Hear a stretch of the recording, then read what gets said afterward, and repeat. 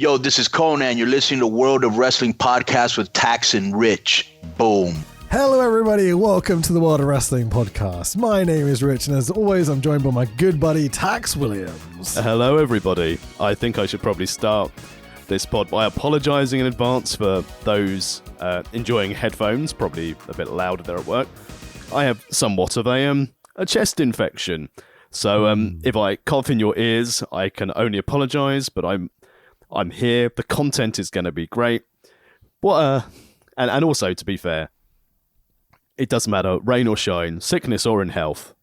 My podcast husband, I cannot turn you down. Hetero life, mate. Hetero life, mate. Can we get t-shirts of that when we go to Blink? Yeah, I'm in. Sounds good.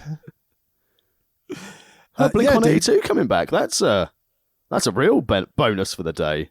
I said there's going to be a generation gap in our... Well, who am I kidding? Most of our listeners are our age. But yeah, Mark is... invited Tom back into the fold, it feels. And so there was definitely an element of seeing that lineup and being like, oh, this is a last chance attempt, right? We've got to go, haven't we? Yeah, definitely. I mean, to be honest, the number of times I booked tickets other than...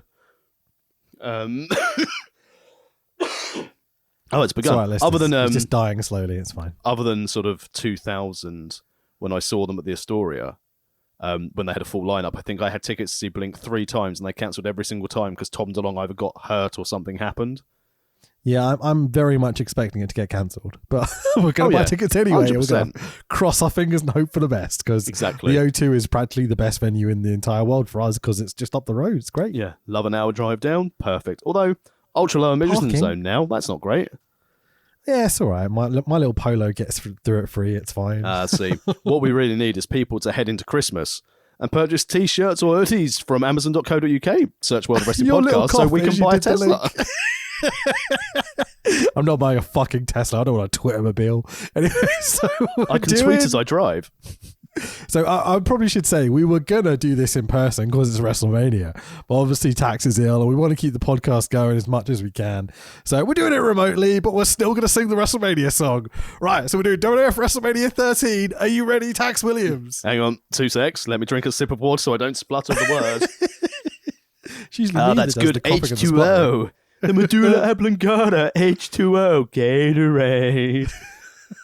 Let's roll. Well, we'll just attempt it, and then it will be massively out of sync because we do it remotely. But fuck it, right? Ready? 3, 2, 1. Whoa! WrestleMania! And this is our lives. Pump it up, pump it up, pump it up. Let's go! Fucking WrestleMania, lads! Love of WrestleMania. Isn't it amazing now how excited we are for WrestleMania next year? Mania might be good. I'm actually excited for it. Wrestling's just generally quite fun. Like Bray coming back and everything. Like it's good. AEW's a bit shit, but like it has its good bits as well. Oh yeah, it's gone full TNA. Yeah, sure. So I don't know about you, but I was super excited for this show. We know we've been leading into it for a long time now, and I remember you saying a few times you didn't remember it as being your favorite WrestleMania. No. But as I went to watch it, I started watching the intro and such. I was absolutely certain suddenly that I had never seen this show before. Oh, really?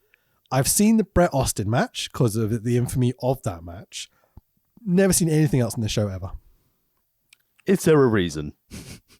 Well, it predates my starting to watch. I kind of started to watch at the end of 97 as a teenager or whatever.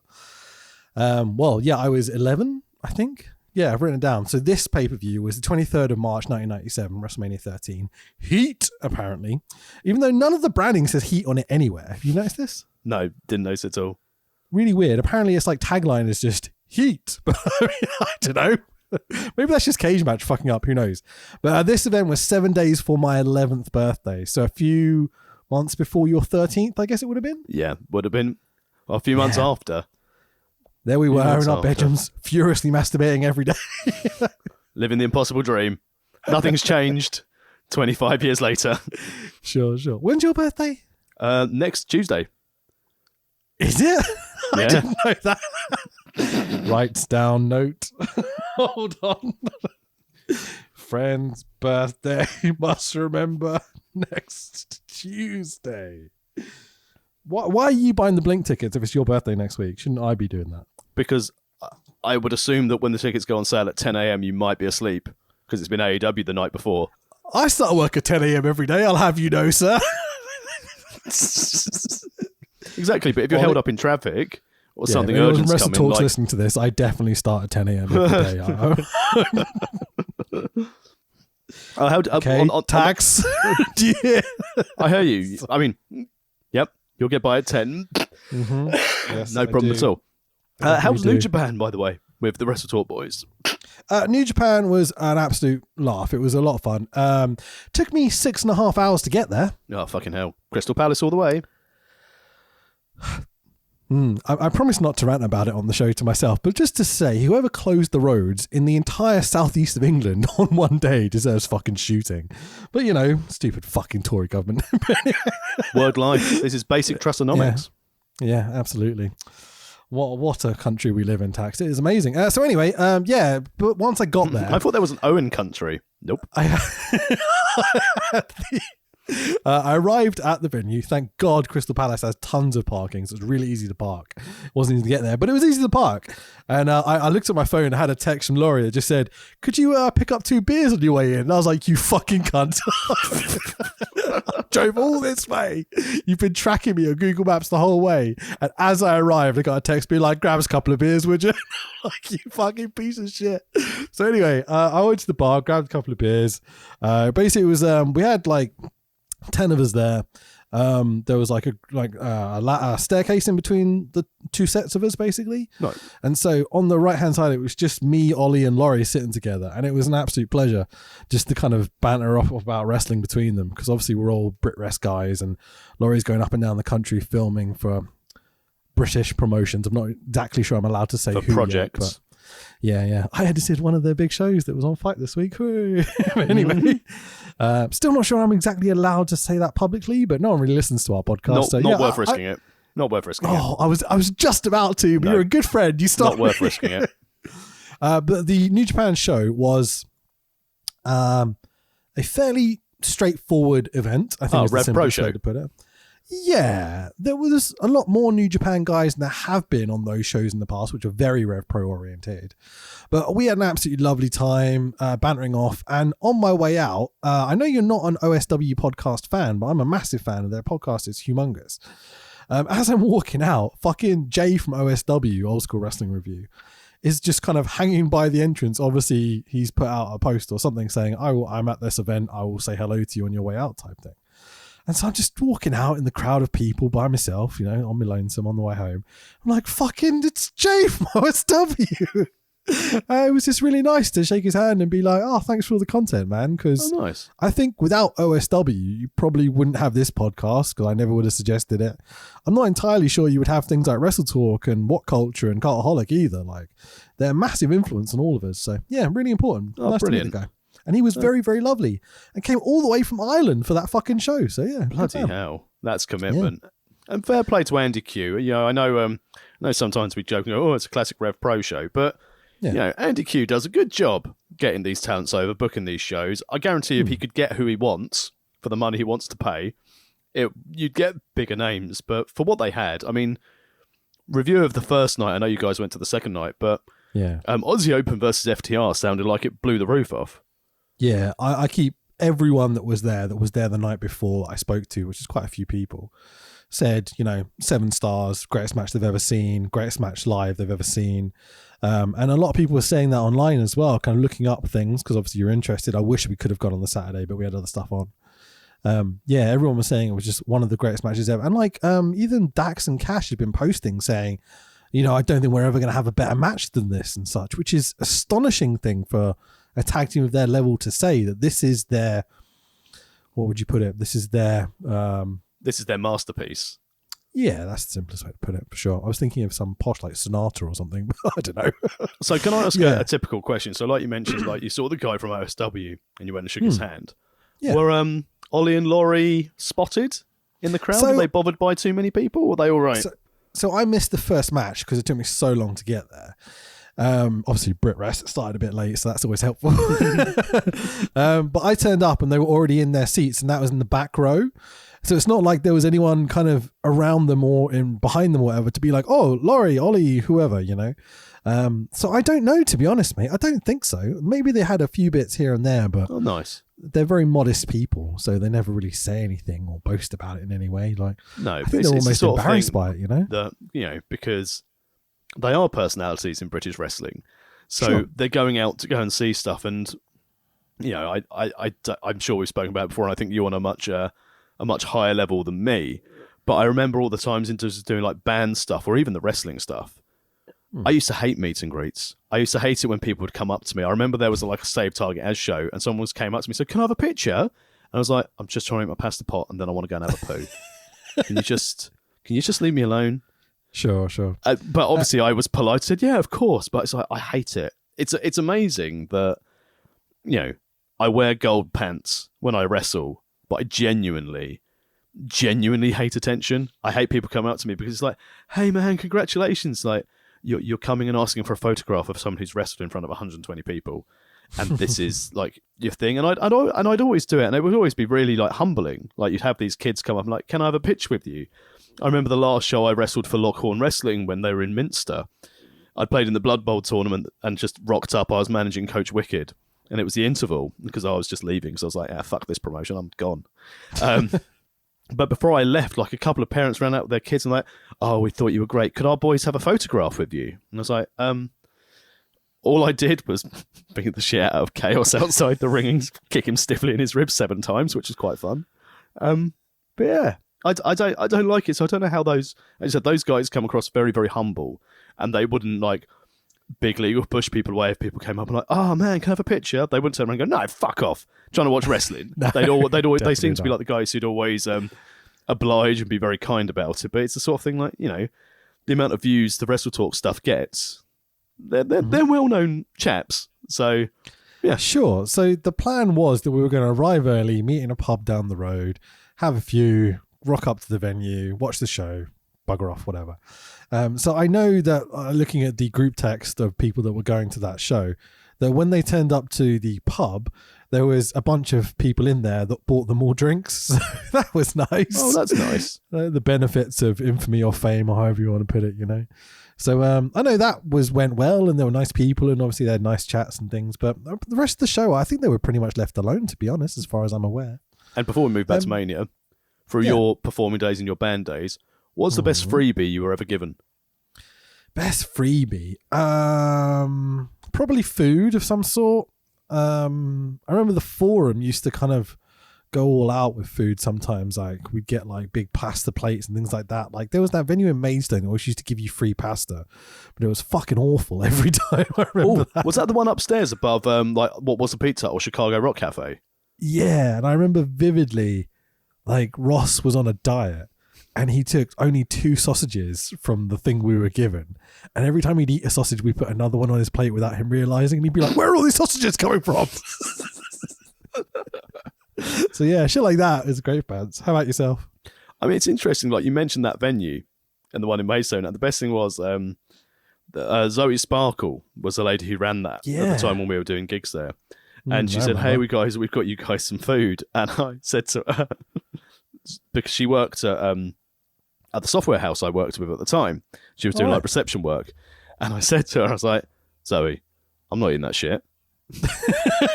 And she was like, "Okay, what do you want to do?" I said, "There's a really nice like Moroccan restaurant down the road. Do you want to go and buy me a paella?" Joking about it. And I went and sat down. I was like, "I'm not touching that shit." And then she came back half an hour later and was like, "Here's your paella." I was like, what a diva. She's looking for that promotion at work, mate, you know? In fairness, that was one of those wonderful gigs where like, "Yeah, load in at 5 p.m, sound check at 6. Oh, brilliant. What's our stage time? midnight." Yeah, we had one of those. Because I was in the fucking headliner band all the time. We went on till like 3 and I was like, fucking this. Bullshit. That venue died when they accidentally booked some a Christmas party for some less than nice human beings, let's say. Are you trying to say pikeys or racists? No, which one? no, definitely racists. Oh, okay. Nice. How racist? I want to know now. Certain Like tattoos on their racists? arms, a specific type of haircut. All right, that lot. Yeah, fucking hell. Okay, good stuff. Anyway, so WrestleMania 13 tax. That's a weird segue. Vince McMahon's a racist. There you go. You're from Nigeria, Apollo. Here, have a spear. Don't throw it at anyone, whatever you do. Fucking I don't know. Vince There's a McMahon. spear. There's a sword. Vince McMahon's going for his weapon fetish. He's like, where's the Sigmar weapons? So, this show has a cold open, so I'm going to play it. Here you go. It's traditionally the grandest night in the World Wrestling Federation. WrestleMania, the great spectacle, the granddaddy of sports entertainment. A magical night where dreams become reality, where legends stand immortal, where incredible feats of athleticism are indelibly etched in the annals of time. But this year, a tempest engulfs utopia. This year, clouds of hatred and anger have eclipsed the heavens, shed darkness upon the gods. We've watched as our heroes step down from their pedestals, witnessed malicious attacks by a depraved nation, beheld the dark, disturbing flashes from a once benevolent force. Tonight, 3 determined men unite to wage war against an evil nation. Their battleground, the cold, unforgiving streets of Chicago. Tonight, 2 giants appear willing to shed their noble armor, to embrace their dark sides, to possess the coveted gold. And tonight, 2 angry young men destined to destroy each other will endure intolerable pain in a brutal submission match. It's WrestleMania, the showcase of the immortals, the greatest night in sports entertainment. It's supposed to be a night of celebration, a time to rejoice. But tonight, none of these men are smiling. And now, WrestleMania 13. What the fuck's Shawn Michaels doing in the opener? He's on this fucking card. He lost his smile. Then conveniently found it again. Prick. We know he's doing commentary. Oh, it just fucking blows my mind. You can tell throughout the show, the more involvement, and it's not the first time Sean gets mentioned until he's rocking up for commentary later. Fuck me. Sure. He's not on the card. Stop billing him on the card. They do love a bit of Sean, even though, he's lost his smile and everything else. We know he's coming back. Well, the thing was, hopefully I'll be back in a few months. But yeah, who knows? So just go over the details of this. It's the 23rd of March 1997, WWF WrestleMania, pay-per-view from the Rosemont Horizon in Rosemont, Illinois, USA, which Vince refers to as suburban Chicago, which is an interesting use of terminology. Had he just watched Suburban Commando and got confused? Maybe so, man. It's the right time period, isn't it? I think. I think Suburban Commando was like 95, possibly. Yeah, with the Undertaker guesting in it with his head through a toilet seat. This is a movie you've seen that I have not seen. Don't waste your time. There you go. Oh, and last night before my wife went to the hospital, we watched 21 Jump Street again. Oh, nice. That's an alright movie. I always enjoy my favourite part of the movie. It was like, hey, stop messing with Korean Jesus. He's not got time for your problems. He's busy with Korean shit. Oh, Ice Cube. Good work. I love that you think I remember anything from that movie because you've seen it twice. Oh, no. With you. I've seen it more than twice. This and Baywatch with The Rock in it. They're like on constant rotation. I want to question you so much about why you wouldn't broaden your horizons a little bit and see any other movie apart from 21 Jump I will Street tell or you. Gremlins. I will tell you this. So basically, Okay. So like for example, as horrible as this sounds, my child, despite being 5.5, will without fail always wake up before 6 in the morning. I will then get her to school. I will then start work early because I have to go and do the school pickup. It's obviously the joys of flexible working. By the time I get her to sleep around 7:30, if I want to sit down and watch a 3-hour movie, I will fall asleep after 12 minutes of a movie. And I just don't think it's overly a good use of my time to basically spend 12 minutes, fall asleep in front of a movie. If I wake up half an hour into it and go, oh, fuck, I'd never end up watching it. This logic is bemusing. Oh, no, like, genuinely. I understand, right? But there is thousands of movies that aren't 3 hours long, right? Yeah, they're 2 hours long. There's a vast majority of them which are 90 minutes, which is probably the length of 21 Jump Street. Can't believe he didn't win an Oscar. You're not feeling great, so I'm not going to berate you about it. Hey, but I've watched Gremlins. So you have indeed a banger of a movie. In fairness, like, on a movie standpoint, I joke and I say I've not watched. I don't think I've watched many cult classics, but I like comedy movies, and basically they're all the same. Sure. And Wedding Crashers, what a banger! I mean, there's a certain middle of the roadness to the movies you enjoy, which is fine. There's not a problem with that. Like it's perfectly fine.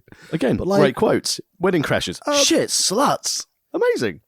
Yeah, out of context, not in the slightest bit funny. But because you're laughing at it now, it is funny because there's no context. Because of the lack of context. Like, I've seen that movie, I've watched it and gone, yeah, that was all right. And then, like, 2 seconds later, I don't remember a single fucking thing about it. It's that kind of consumption for me in terms of those movies. Oh, yeah. They're all the same. They're all very, very much forgettable unless you watch them like 28 times. Yeah, sure. Maybe it's just my wish to be like Jonah Hill was like my stunt double. I love Jonah Hill. What a great lovely bloke, man. great wrestler. Yeah. Not great wrestler, great actor. Let's go back to wrestling. Wrestling. Okay, so 18,197 for a WrestleMania. That's the attendance. It's not a big number. Tiny number, but then they're not doing big. They're not doing big numbers at this time anyway. Can you let me quickly check what the number was for WrestleMania 12? Sure. So we're 18,000. Yeah, we're 18,853 at Mania 12 for the Iron Man. So about the same, yeah. Yeah. So we're for pay-per-views in general, we go from about 3,000 up to about 18,000. Like, it genuinely does fluctuate that much. I should say. All So these for shows, example, not the pay-per-views. next pay-per-view is in Your House, and they do an 11,500 gates. Yeah. And then after that, they do a 15,000 gate. So it fluctuates quite a lot. Sure. So, you know how every week we talk about the pay-per-view buy rate? This one did a 0.77. I tried looking up what a 0.77 was. And do you know what I realized looking at the Google results? What? Literally, it's impossible to work out what that means. Okay. And secondly, the only business where anyone gives a flying fuck about the pay-per-view buy rate is pro wrestling. Like, I put in how many people is a 0.7 pay-per-view buy rate, and every single result was about pro wrestling. It's unbelievable to me. At least AEW concerns themselves with the gates. Yeah, sure. But you'd think that, like, boxing, MMA, I don't know, music venues or something would have, like, you know, pay-per-view buy rate not, like, noted down somewhere. But it does seem to be an exclusively wrestling thing. And I think it comes from the Monday Night Wars with WCW and WWF were going up against each other. And they used this as, like, a measurement for who was the better show almost. And, it seems like no one else gives a fuck. It's really interesting. It's ridiculous. But hey, 0.77 buy rate, that must be good or bad. Yes, indeed. Isn't that less than what TNA were doing for their weekly shows? I mean, metrics have probably changed. Yeah, that's the thing. I don't know what 0.7 means. Like, what sort of measurement is that? Did a 0.7 million? Ratio? I'm going to go and research percentage? this. I've I'm tried. going to send a DM to Russo or Bischoff and go, hey guys, can you explain me what a pay-per-view buy rate is? I was so determined to come here and be like, so that's roughly around 15 million people or something like that. But I could not work it out. I spent like an hour on this. Could not work it out for love nor money. So there we go. I'll DM Russo as he follows me on Twitter. Does he really? Yeah. Vince Russo follows you on Twitter. Vince Russo. Why does Vince Russo follow you on Twitter? Yeah, he I'm follows intrigued. me. One of 6,000 people he follows. But yeah, Vince Russo follows me on Twitter. Interesting. But I don't get followed by John Cena like everyone else in the world seems to be followed by John Cena. I'm not followed by John Cena. I'd love to be followed by John Cena. Do you follow John Cena? I'm pretty certain I don't. Probably a good start. Coach Wicked's followed by John Cena. Okay, but I mean, he's a wrestling coach. That kind of makes sense, right? Matt Terry's followed by John Cena. Yeah, that doesn't make sense. I'm quite selective about how many people followers I have. People I follow. I've only got like 551. So why would I have John Cena? I like. But speaking of Russo, this is the first Russo Mania since he's been on the writing team. Interesting. I didn't know that. There you go. Shit, isn't it? What, this Mania? Yeah. I mean, fuck me. Like, my favourite thing of this Mania is you've got the main event build, You got the Austin Brett build. Great. You've got the Ahmed Johnson versus Farouk build, which then Farouk was like, I'm not working a singles with him. Yeah. And then everything else is pretty much filler. I mean, I think they teased Triple H and Goldust because obviously of their feud, and China's been knocking around. We've had Ken Shamrock rock around, but why are Owen and Bulldog wrestling Mankind and Vader? I know they had a singles last week on Raw, but what's the point? Yep. And the amount of bullshit finishes on this show is astonishing to me. Welcome to the Vince Russo era. It's fucking WrestleMania. Who's booking this shit? Vince Russo. That's why, yeah. But, you know, at least there was something on the free-for-all. Was there? Oh, yeah. It was Billy Gunn. I don't wrestling. know if I noted down. Flash! Funk! Both Funkette Tracy and Funkette Nadine. I mean, I didn't know that they had names. I just assumed they were the Funkadactyls of some sort. But it's interesting that Billy Gunn had the whole segment with Ken Shamrock, and now he's getting a single match with Flash Funk prior to WrestleMania. It does feel like they see something in Billy Gunn, and they're like, "Oh, here's our next single star." Yeah, I mean, but this is the thing. Like you said, what's it got for him? He's trying to call out Kenny Shamrock, and he's left with nothing. So he's on the. I suppose, you know, it does a .77 buy rate, so a lot of eyes would have been on the free for all, I guess. Probably. Yeah, who knows? The granddaddy of sports entertainment, the showcase of the immortals. Starcade 96. Going into this, I was genuinely excited to see Brett and Austin again. I don't think I've seen this whole pay-per-view. And I was quite disappointed by when you cut into the arena. You get a bit of, you know, spooty pyro, like really a minimal amount. And then a couple of pops and bangs above the ring for the WrestleMania, you know? And then we get a purple WrestleMania entranceway, the normal ring with the red, white, and blue ropes, and that's it, folks. It's like, it does feel that Vince is absolutely skint, and they're just putting in the bare minimum they can to make this feel special. Do you know how much it is to have those charges to make the glass smash? I don't know, because, I mean, that's later, but there is a thing where Austin walks through the glass and it goes poosh before he does. And we've got the Spooty Sid. Yeah, and that's it. But that's all the stuff they have on Raw. Like, not the Austin thing, but like, you know, Brett gets his little poppy pyro, Sean gets his in-ring stuff, Sid gets his sign that drops down. You know, Mark Merrow didn't even get his spooty version of Sid's version. Mark Merrow wasn't even on the card. Exactly, Tax. So this is why, like, when we go into this, and we'll get started on the four-way elimination in a second. There's 6 matches on this card, 4 of which have no build. Well, 3 of which have no build. I could argue that only one match actually has a proper build to it. Nation of Domination, isn't it? Yeah. Like, that's the thing they've been building the most. I would say Brett has been in incidents with Austin, but really they've kind of done that now, and they're leading into Sean, but Sean's fucked them, so they've had to do the Austin thing. I should also point out, I realise I've been a moron. It's a 7-match card. 8 if you include the pre-show, not 6. Good thing I've left that profession. Yeah, it's fine, man. I'm not counting. I don't think anyone is. It's all good. Well, some cunt out there will be like, "Oh, he said 6 when it was 7." I'm like, who gives a fuck? It's wrestling. You listen to this, tweet me and say, "You're a moron. You said 6, not 7." At the Tex Williams.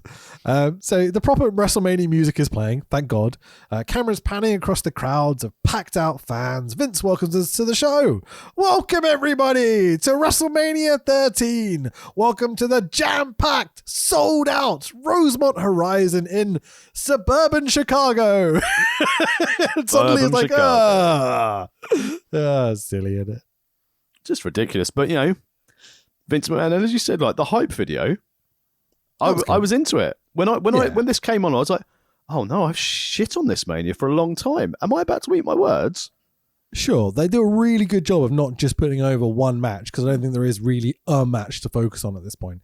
They kind of put over the whole card. They try and really emphasize the bits of the stories that make sense for these matches, even if they weren't exactly how they were told historically. There's a lot of retelling of history in these video packages tonight, but it's effective in what it needs to do. Not as much retelling as Triple H and Mr. Perfect smashing each other with that flight case, or Steve Austin and Bret Hart appearing in the Raw feed with the bleeding that we see tonight in last week's Monday Night Raw. Yeah, interesting that, wasn't it?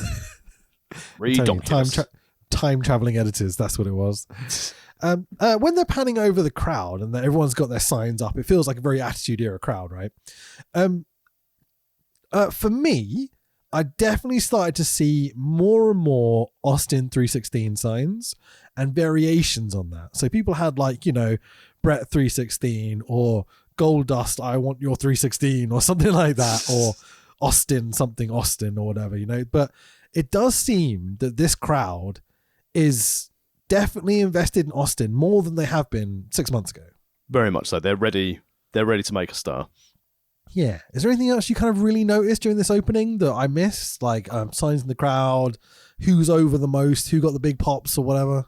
I can't find it in my notes, but there was a very offensive sign about Sable. But I'll see if I can find it. I can't find it. Sit on my face, Sable or something. That was pretty much it. Yeah. There was a few of those. And there's lots of just like, you know, I don't know, Bill Goldberg is a gay. Things like that. And you're like, why? Why would you write that like that? There's no need for this.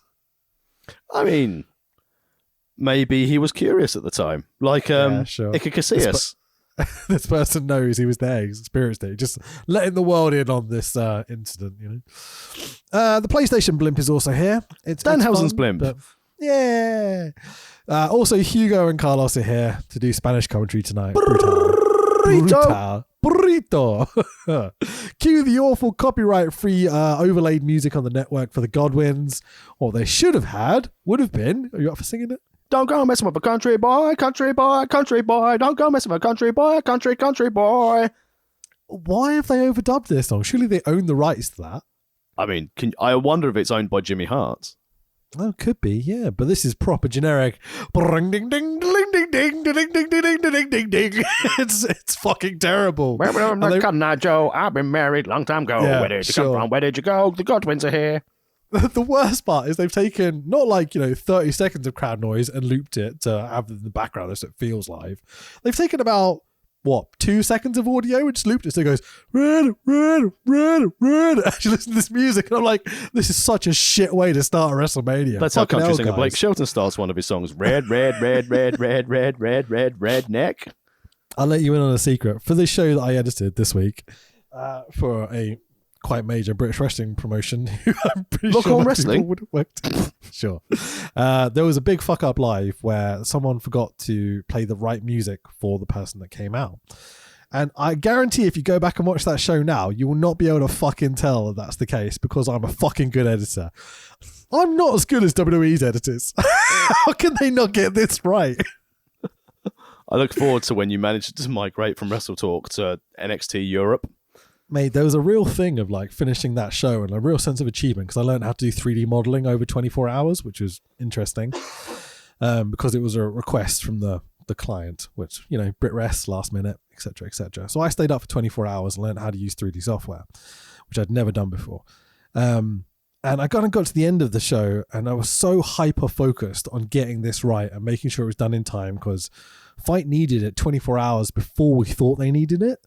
Oh, Jesus. And so my 6-day turnaround after a delay getting the footage to me and then Fight going, oh no, we need it on Wednesday rather than Thursday, turned into a 48-hour turnaround. And it was like, fuck me, okay, this is not good. It was like 3 days in the end, I think it was. So 36, but whatever, it doesn't matter.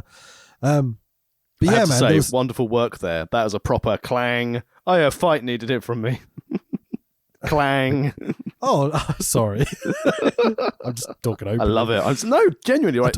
I talk way too openly. I'm very aware. You showed me the intro, the first run of the intro, and genuinely, which is not the one I ended up using, by the way. Genuinely, you should be so proud of what you do, mate. Like the quality of work that you contribute, and like you said, there's this major Brit Rest promotion can thank you for the wrestler not having incorrect music for Walkout on their major Fight TV debut. Sure. Your work did that. Anyone else would have done that. It would have. I mean, I dread to think if I'd been editing that. It was so funny how they've obviously, these people, the clients, the promoters, whatever, have dealt with, fairly amateur editors and production over the years. Because there was lots of conversation of like, oh, could you use like a picture-in-picture promo, and could you do this, and could you do this? And I was like, no, I'll just fix the audio. Don't worry, boys. It's okay. But it was definitely, the thing you were talking about with like NXT UK Europe or whatever. I got to the end of the show and like they signed it off, and I was almost disappointed because I was so hyper-focused on just getting this right and doing this edit properly. And so there was suddenly this realization of like, whoa, if I get to do more of this, I'm going to have a hell of a portfolio to be able to send to like NXT or 100%. Tony Khan. 100%. And then get an offer and go to Ollie and be like, Tony Khan offered me this much money. Can you match it? But I do have to punch CM Punk. Is that okay? Oh, I wouldn't mind knocking that motherfucker out recently. Oh, well, Mike Jackson did it, or whatever the name of that MMA chap who fought him. Yeah, exactly. So, opening match. It took us a long ramble to get there, didn't it? But we got there eventually. Don't worry, there aren't many notes for this 4-way elimination tag match. When you said 4-way elimination tag match, did you mean entire pay-per-view? Because I think I've got 3 pages, maybe. I mean, it's... Basically, this is going to be... We're filled with 40 minutes so far. We're going to probably rattle through the next 5 or 6 matches. And then the last 3 matches will probably be what your 3 pages of notes are. Yeah, there will be half an hour of us going, Brett's good, isn't he? Oh, Brett. Oh, I like Brett. Brett's really good. Yeah. Obviously with the usual counter argument and the investigative journalists that we are. Fucking Sean. So the opening match is a 4-way elimination tag match of Doug Furnas and Phil LaFon. Yay. The Godwins. Hillbilly Jim's there. Say again?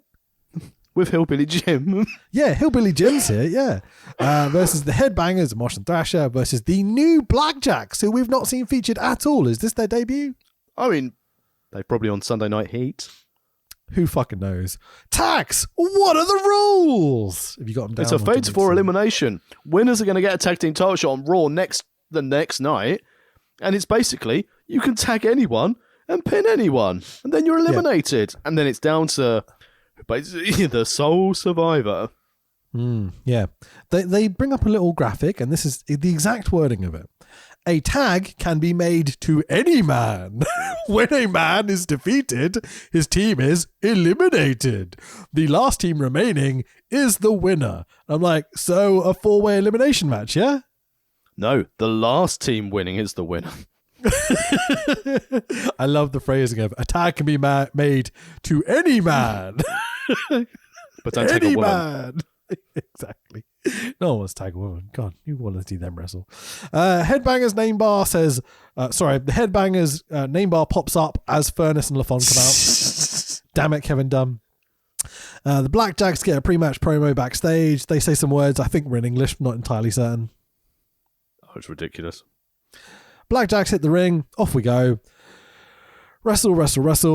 There's a bit where Mosh and Thrasher both get tagged in at the same time, and JR goes, they have to wrestle each other. And I'm like, could they not make a tag to any man? No, because they're only the rules. Yeah, exactly. They do a little bit of moshing. It's kind of adorable. I mean, I like the Headbangers in this time. Something different from a tag division. But they are the best tag team in this match. That's for fucking sure. Oh, well, Furnas and LaFon are the better in-ring, but the Headbangers not in this have match. The best... yeah. They didn't turn up today, and I don't think we'll see them again much in this run. I don't think Furnas and LaFon got in the ring in this match. No, they were... there was a double flapjack on Phil LaFon at some point. There was a bit of everything. Okay, so Bradshaw don't you not remember... Doug Furnas did the Hurricane Rana look really, really botchy. And they tried the frog splash. I think I've got that here. Mr. Wyatt Sr. tried to catch him. Yes. So basically, Bradshaw gives Douglas Fern a suplex to the outside. Wasn't it a suplex rather than a head scissors? Have I got that wrong? No, I can't find it in my notes. Well, anyway, Dougie slides onto his head on the apron. It's proper botchy and kind of nasty to see. So they're on the outside. You've got Furnas and LaFon, and the Blackjacks are brawling away, right? Bradshaw sees the ref and shoves him. And so the ref, rightfully, even though no one's been doing disqualifications for fucking years now in WWF, the ref throws out the Blackjacks. And you're like, okay, the Blackjacks have been eliminated. Awesome. But then for some fucking reason, so were Furnace and LaFon. And I'm like, why have they been disqualified? What did they do? I looked at this, and apparently this was a double count-out. The ref didn't count. No. Wonderfully explained. The ref's on the outside with the blackjacks getting shoved. Exactly, but did you see the rules? Was there any rules about being counted out? I did see the rules, and that's why I'm pissed off. This is not the fucking rules. Welcome to Russo. JR on commentary, Vince on commentary, literally goes, oh yeah, the blackjacks have been eliminated, and so have Furnace and LaFon, and just moves on. That's like, fucking hell, guys. What? It's WrestleMania. We've just started. What the fuck are you doing? But this is also the time where Vince McMahon is just going about the headbangers attire. Right in the kisser.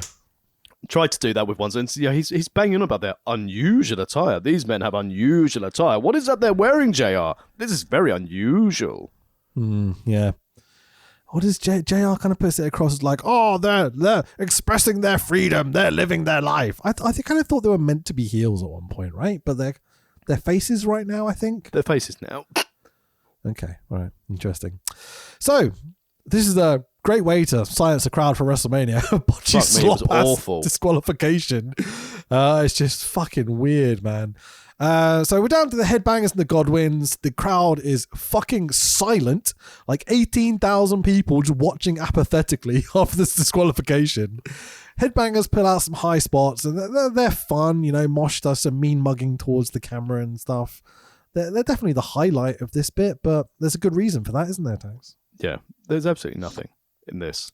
Yep. It was basically the best part of 10 minutes of nothingness. This is the epitome of getting people on the card. Everyone eventually gets in the ring to cause a mess after, you know, some kind of finish attempts like slop drop, and Midian gets a hot tag to no response. But Mosh jumps off the top to mount Midian by sitting on his chest for the 1, 2, 3, and I'm like, okie dokie, boys, the Headbangers win. Hooray! And this match was only 7 seconds shorter than the Chicago Street Fight. Fucking hell. What a piece. Maybe the worst WrestleMania opener ever. 100%. This is dog shit. It's right up there. Anyway, Honky Tonk Man is now in the ring. It's getting better and better. Captain Lou Albano and Arnold Scarland are at ringside. Whoa, the big stars. Well, they're probably big back then. You know, about 300 pounds. 6 combined, yeah, sure.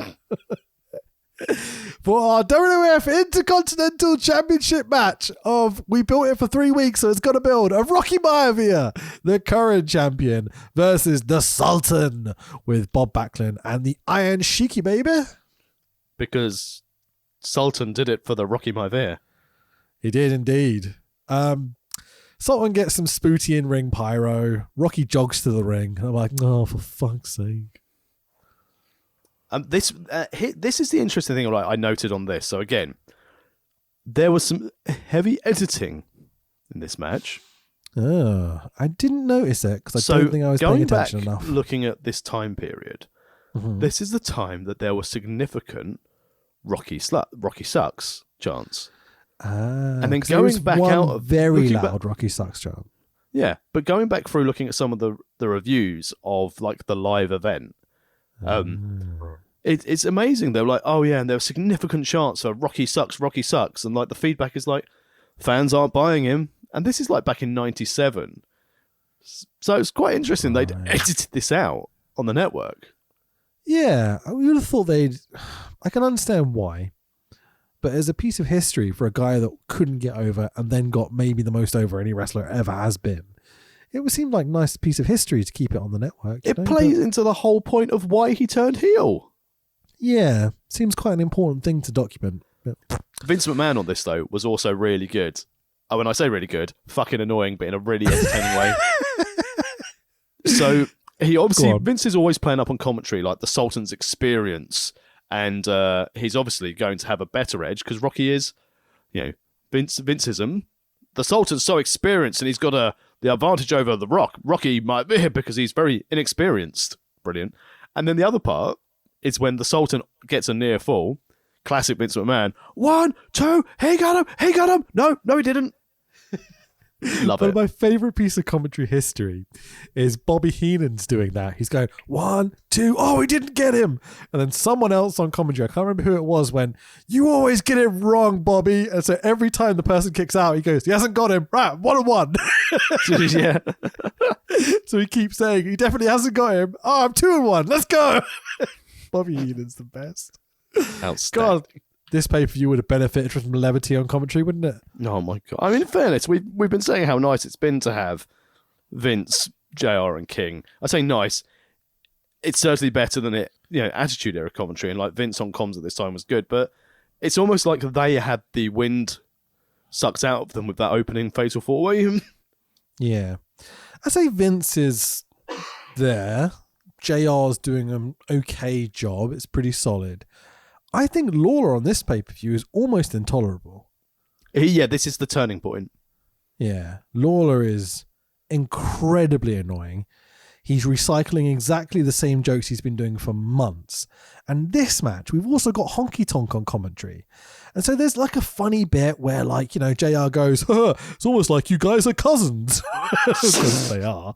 And so you get a few moments like that of like silly levity, which this show desperately needed any sort of entertainment. But then you've basically got Honky Tonk screaming abuse at Rocky, which we'll get to in a second, and Lawler just making these horrifically like sexist and racist jokes all the time. I say jokes, they're just comments basically. And Opinions of a middle-aged white man.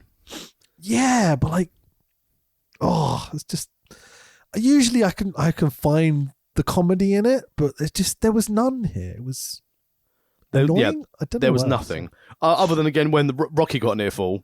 And again, Vince going, he got him. Oh. Yeah, sure. So, Honky Tonk on commentary. The last we really heard from Honky Tonk, apart from, coming to the ring and then being cut off and going to the next segment, which happened at least twice now, he was looking for a protege, right? That's his gimmick. That's the story. He's still looking. So, is that a thing? Because he's been on TV a few times now.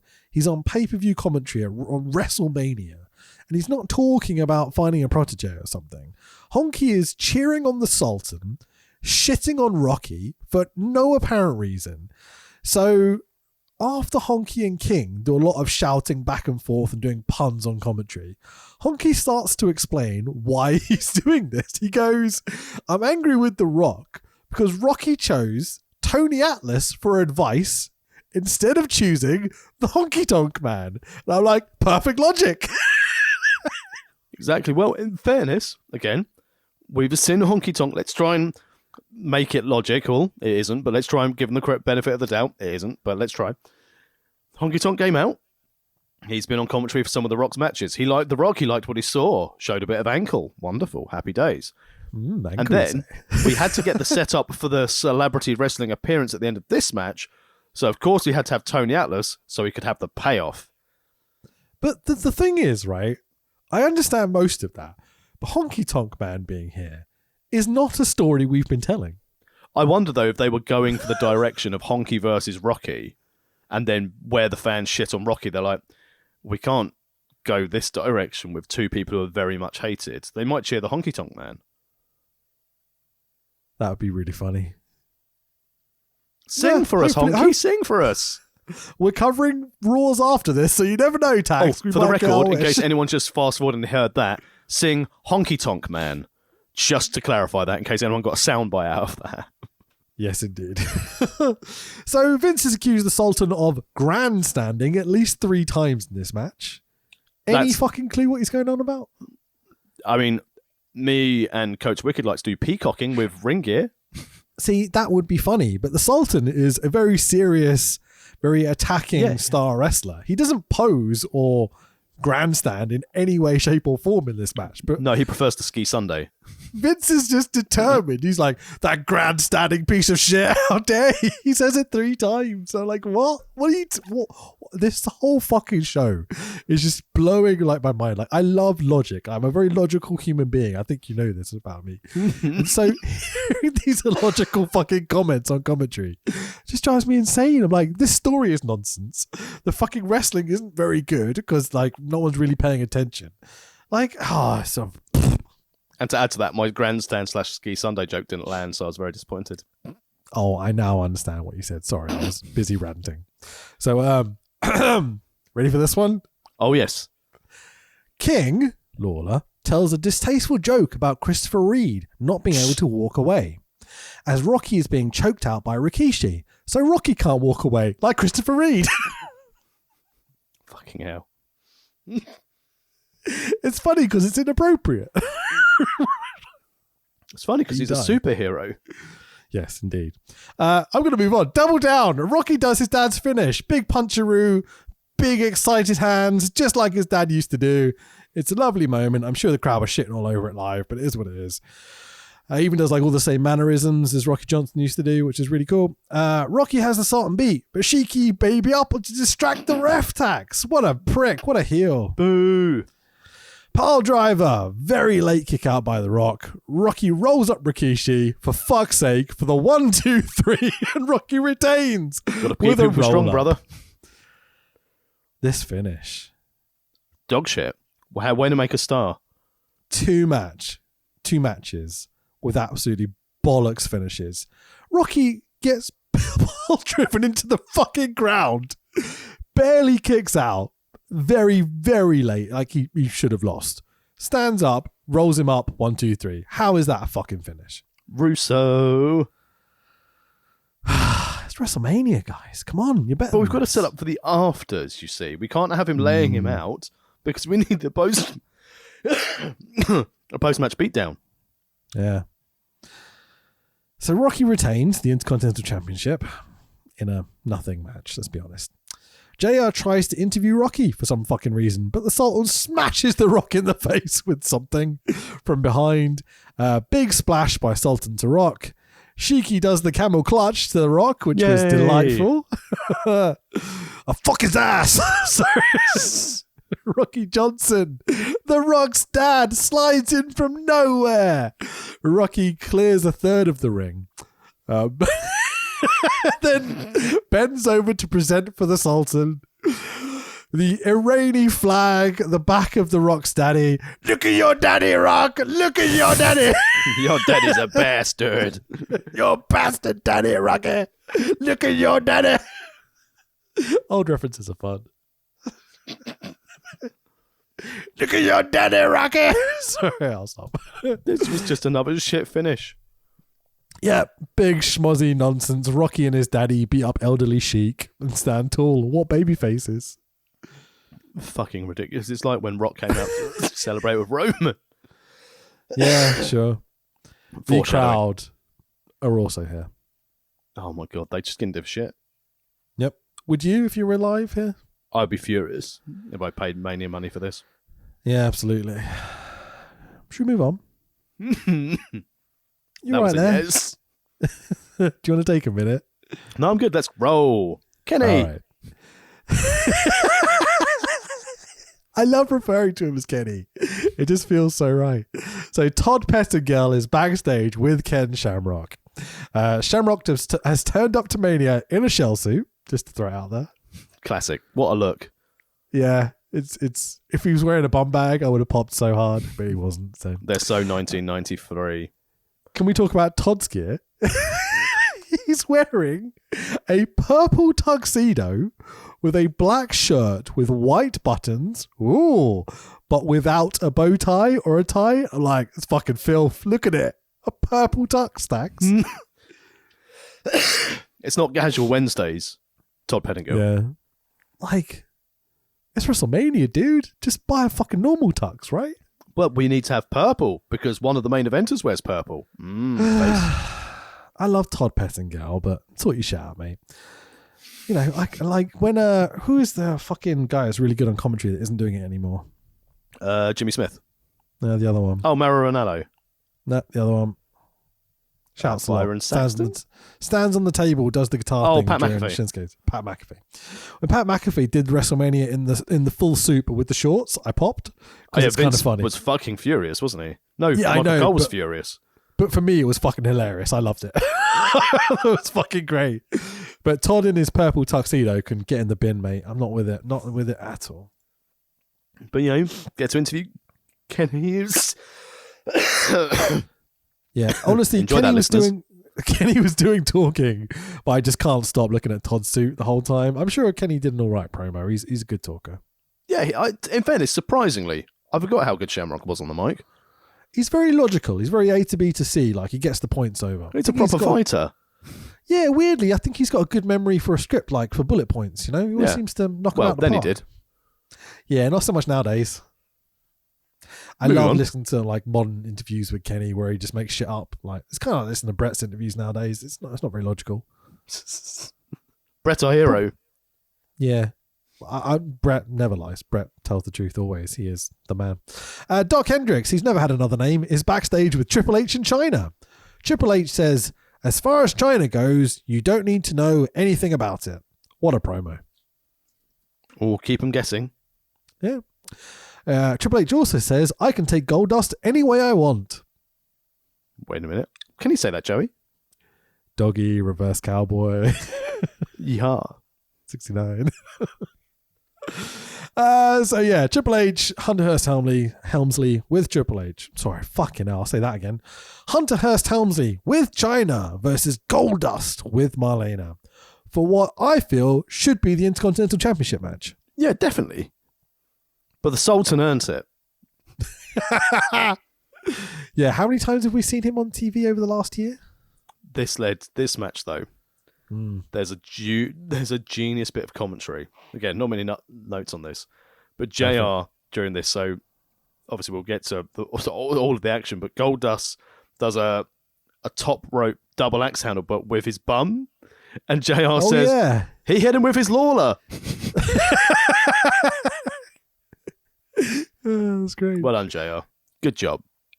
Middle class Triple H is my favorite Triple H. You mean you don't like DX 25 years on Triple H? I didn't watch Raw. Did you watch it? No, I don't. Cool. But I don't have time to watch movies. I don't have time to watch 3 hours of Raw.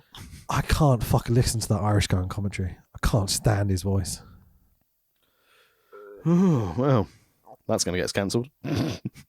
What? I'm not saying because he's Irish. Whoa, you can't believe you just said you didn't like him because he was Irish. Fuck you. What's his name? Kevin Patrick? Is that Kevin his name? Patrick. Can't trust a man with 2 first names. Yeah, fucking A. Tax Williams. Tax is never anyone's first name.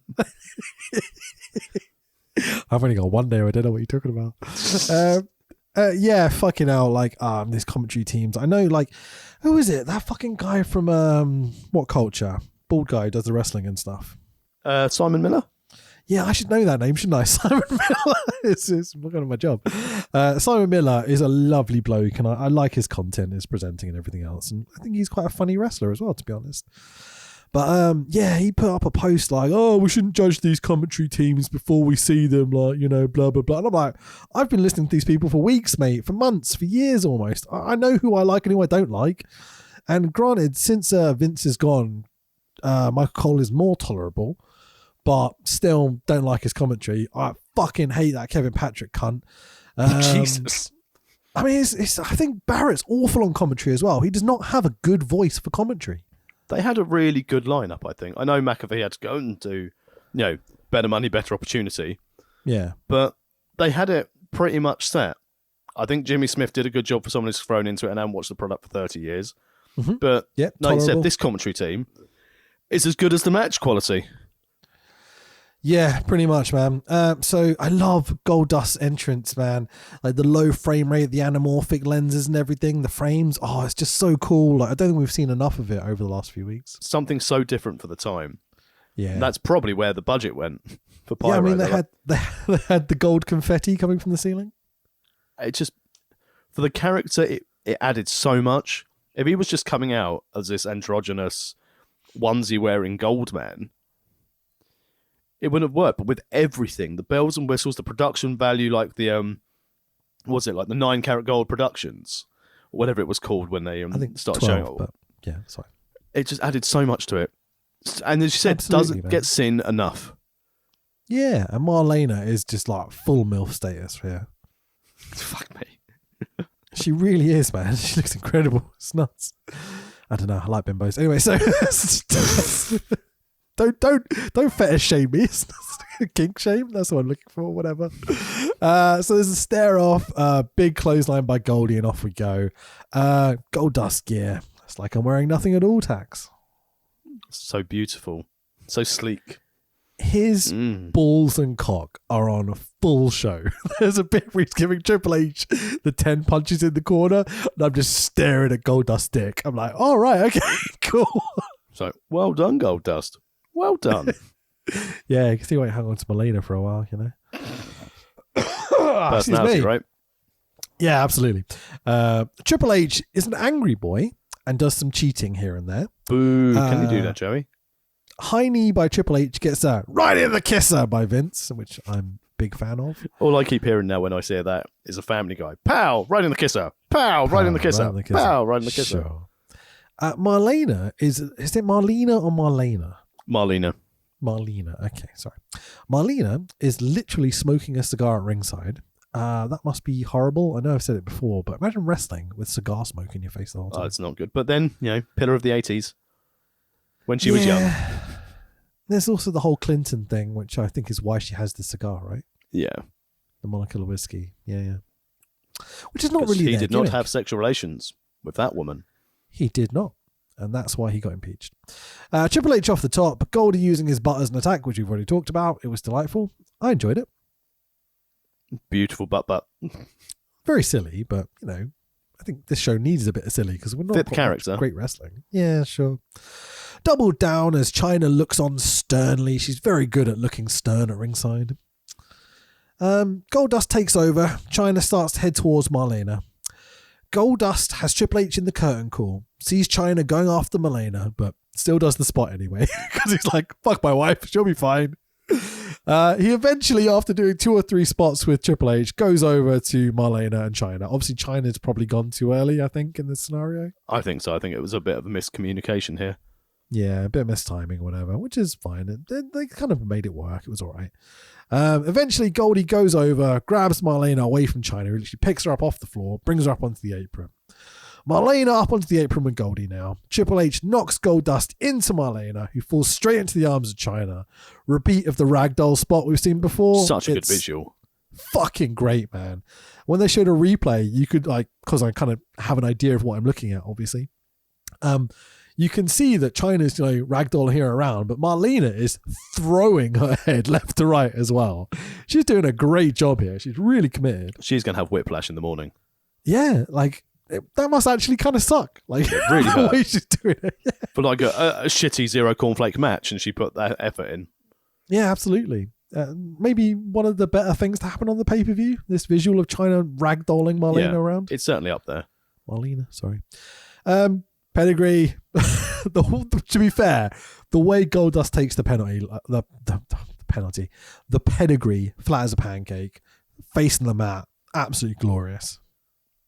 And just went down like a sack of shit in a good way. Really sold the move, played for Triple H. All good. Yeah. 1, 2, 3, and your winner, and still Intercontinental Champion, right? It's Triple H. And new Intercontinental Champion, everyone's happy. Yeah, exactly. Post-match, Goldust crawls across to Marlena to check on her boobies, apparently. After some faffing about, Goldie carries Marlena to the back, and that's that. Crowd didn't give a shit about this either. Until the ragdoll, and they're like, ooh, and that was it. Yeah, shame really, because these two are pretty good. They're pretty good, but this match just stunk the place out. Yep. Difficult, considering the first 2 matches they had before them. No one wants to walk into a room where there's already a wet fart and try and tell their story, I do wonder if what followed this is the reason why that's such a shit match to make it good for HBK. Yeah, maybe. You're right there, bud. It sounded like a professional. You're getting through it. You're doing good. So Sean backstage at the AOL booth thing, we get this amazing meme of Sean not knowing how to use a laptop that I've used a million times in list videos over the years. Thanks, Sean. It's got a Twitter page now. Does he really? Probably. He still doesn't know how to use laptops, though. There's a couple of times we've done video calls and things like that, and he's always fucking around with them, getting it wrong. It's absolute banter. I love it. But good to see Shawn Michaels at WrestleMania when he couldn't be here. Yep. It's time. It's time. It's Vader time. Yeah, With Paul Bearer. But a WWF World Tag Team Championship match of Mankind and Mankind and Vader with Paul Bearer versus Owen Hart and the British Bulldog, the current champions. Everyone's a heel, right? 2 heel teams. Waste of time. But Bulldog's got the European Championship, so he's won that. Yep. It's not defending at WrestleMania. Shit belt anyway. Yeah, not the best. I'm trying to think. Best European Championship match ever. I would honestly say it's Owen and Bulldog for the belt the first time. Yeah, I mean, anything that's got Owen or Brett involved. There is Bulldog and Shawn at the One Night Stand, which was interesting, to say the least. The whole... Can't spoil it because we're going to do that show in a few weeks. Yeah, it's just a nothing title, but, double gold Bulldog. Everyone loves that. Sure. Owen and Bulldog coming out to Rule Britannia. Gotta love it. JR legs it up the ramp to go stir shit up between Owen and Bulldog. What a cunt. At least calling back to what we've seen for months. Sure, yeah, really getting this story over that they kind of can't get along. He goes, "Who's the leader?" And they're going, no, we don't have a leader. And then as Bulldog turns away, Owen goes back to the mic and goes, "I'm the leader." Owen has just been such a highlight every This single should have been the week Mania on this match. show. Owen versus Bulldog? Yeah. I can see that. That would make more sense. Well, Yeah. Yeah. Do it for the European Championship as the tag team champions. That would be really fun. Yeah, but I guess the direction of travel they're going, they can't break up. Yeah, I guess so. Got to accommodate for Brett's storyline, you know. But Owen now has 2 Slammies tags. Well, we missed the Slammy Awards, didn't we? I was going to say, that's the one thing that we were going to maybe look up. You didn't happen to watch it by any chance, did you? No, I didn't, sadly. Do you want to look up the results while I go over some of this? Yeah, go for it. All right. I want to know who won Slammies for what, basically. But if you can't find it, it's not the end of the world. Vader beats up Owen to start the match.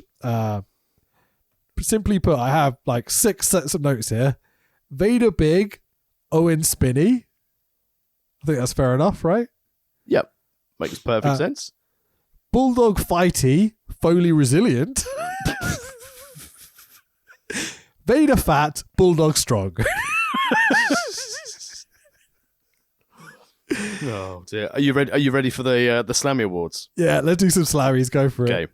The New Sensation Award, presented by Ahmed Johnson. I don't need to know who's presenting the awards. Let's just get to the winners here. Got time constraints. Do you know who's nominated though?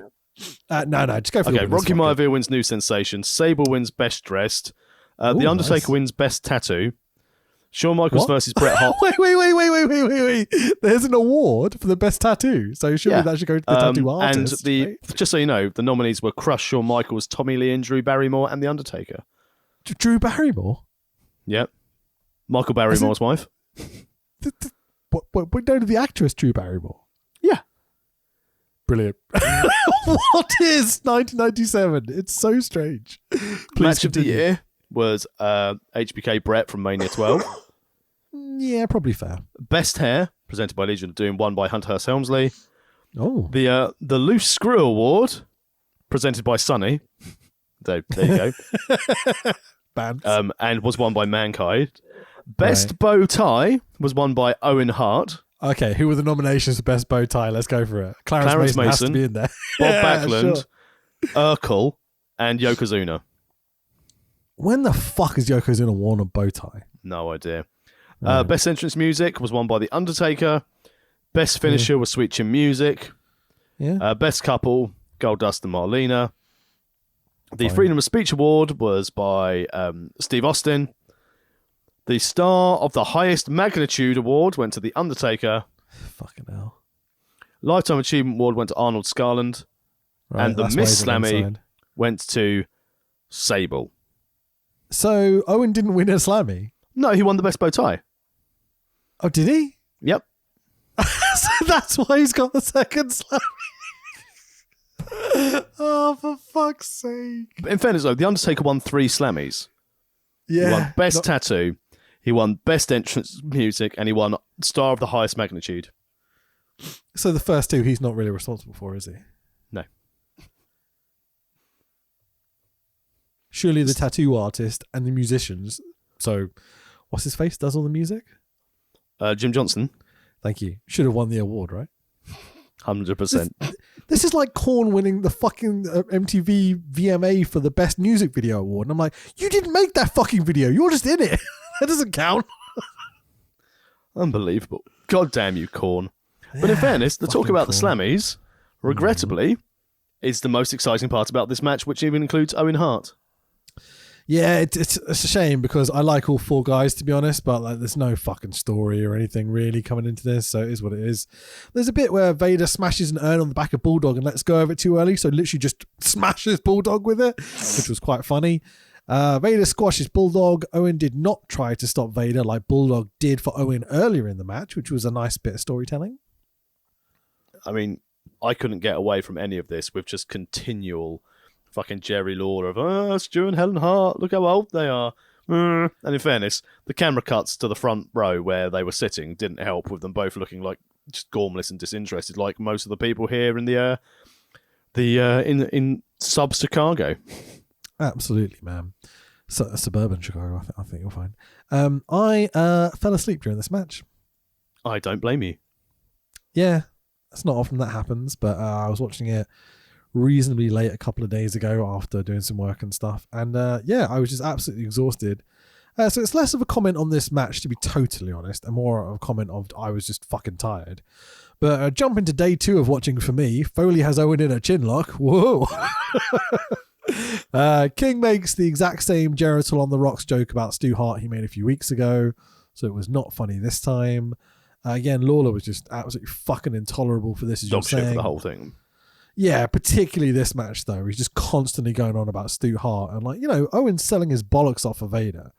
And he's just like, Stu Hart's at ringside. He's not paying attention. No. And I'm like, yeah, we can see that. That's not the story we should be telling, right? And in fairness, in this instance, Lawler wasn't lying. No. There's a bit where the camera cuts to Stu, and Stu goes like, oh, there's a camera. Starts to pretend like he's paying attention. Work the hard cam, Helen. Work the hard cam. Yeah, sure.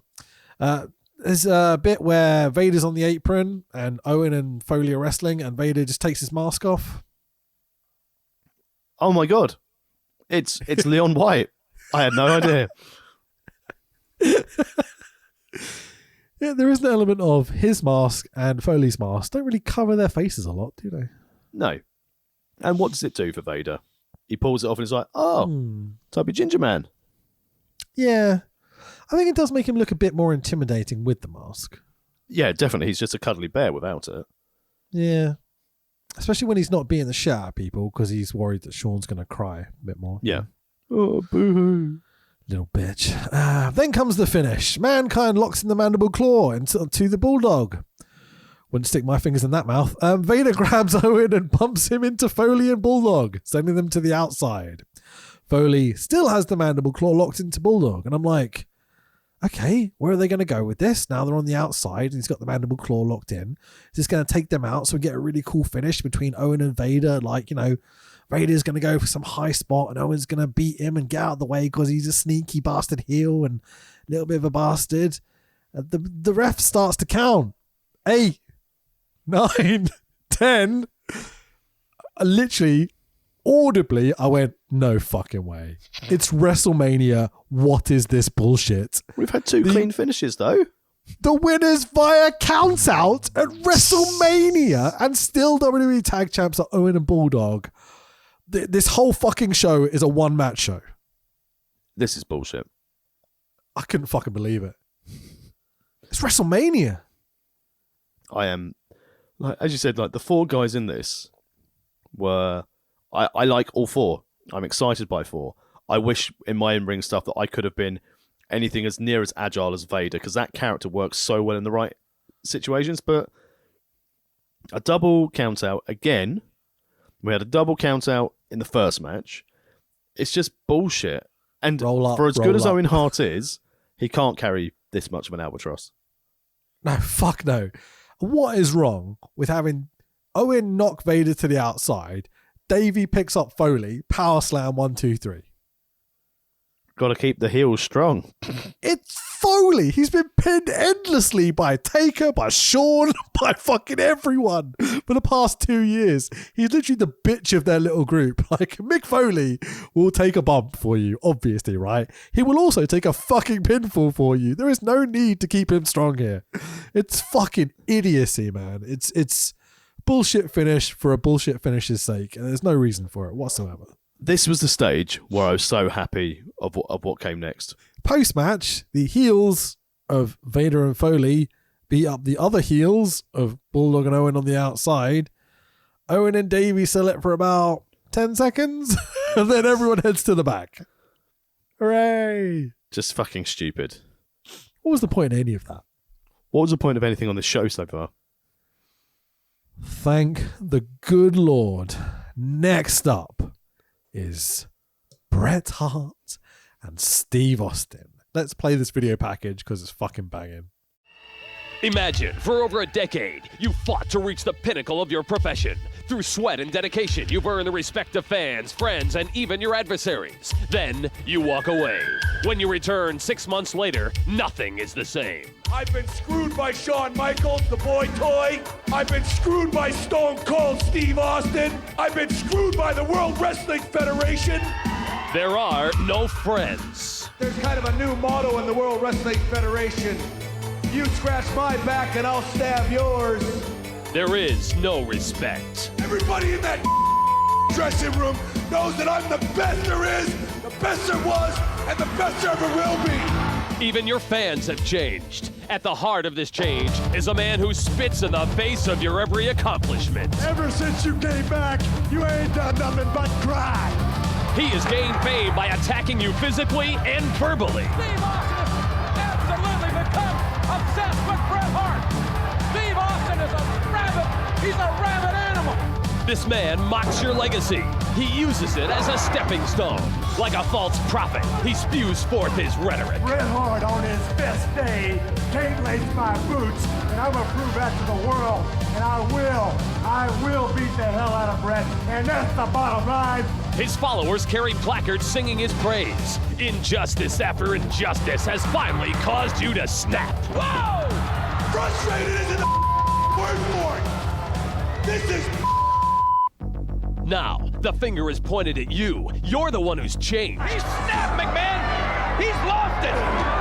Get him out of here. Drag him out. He just hit Hall of Famer Pat Patterson, that dirty rotten son of a... They say your ego is your enemy. What happened to you? There's only one solution. To awaken from this nightmare, you must defeat him. To regain your life and resume your legacy, you must make him beg for mercy as you squeeze the will from his bones. But what if Stone Cold Steve Austin wins? What becomes of Bret the Hitman Hart then? Bret is a bad guy now, Tax. Complaining, moaning, getting screwed. Yeah, and Austin is a badass. What a babyface badass, and what a moany, logical Bret Hart heel. It's chalk and cheese from Mania. Mania 12 to see where Bret is now, but the promo solidified it. If you are watching this show for the first time, and you'd have to be a WWF fan to watch this because you wouldn't have paid for this. You would have turned it off at this stage if you were new. Yeah. But you know who is the baddie, and you know who is the upcoming, blue-collar ass kicker. Yeah. If you got to this point in the pay-per-view as a wrestling fan for the first time, you were just checking out a show, like, well done, because you sat through some shit to get to what is... the real main event. Yeah, I wouldn't say it's one of the greatest matches of all time. No, it's a very important match. Yeah, the images and what it led to. Yeah. The stuff that surrounds it is surprisingly bullshitty. Oh yeah, definitely. We're going to get to it, obviously. I'm trying not to spoil it too much, but firstly, the retelling of history here is a bit difficult to stomach. Like, just flat out being, oh, Brett's a moany bitch. It's like, no, he's explaining how he's legitimately been fucked over endlessly for the past 6 months. Like, IRL and kayfabe. Like, he's genuinely being fucked here. But that's the optimum heel. There's genuinely like a heel with a real life grievance. But the difference is, as you said, this is legit. Yeah, kinda. But I don't feel angry at him about it. I feel sympathy for him. Yeah.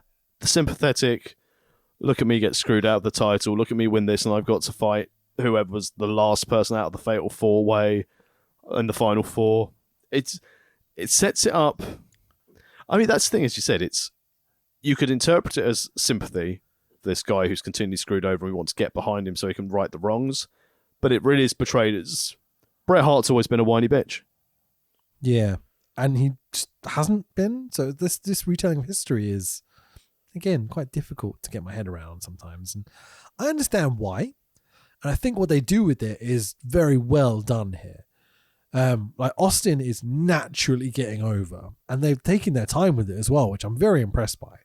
I thought that maybe Austin had a year and then they kicked him off, like 6 months of being really over.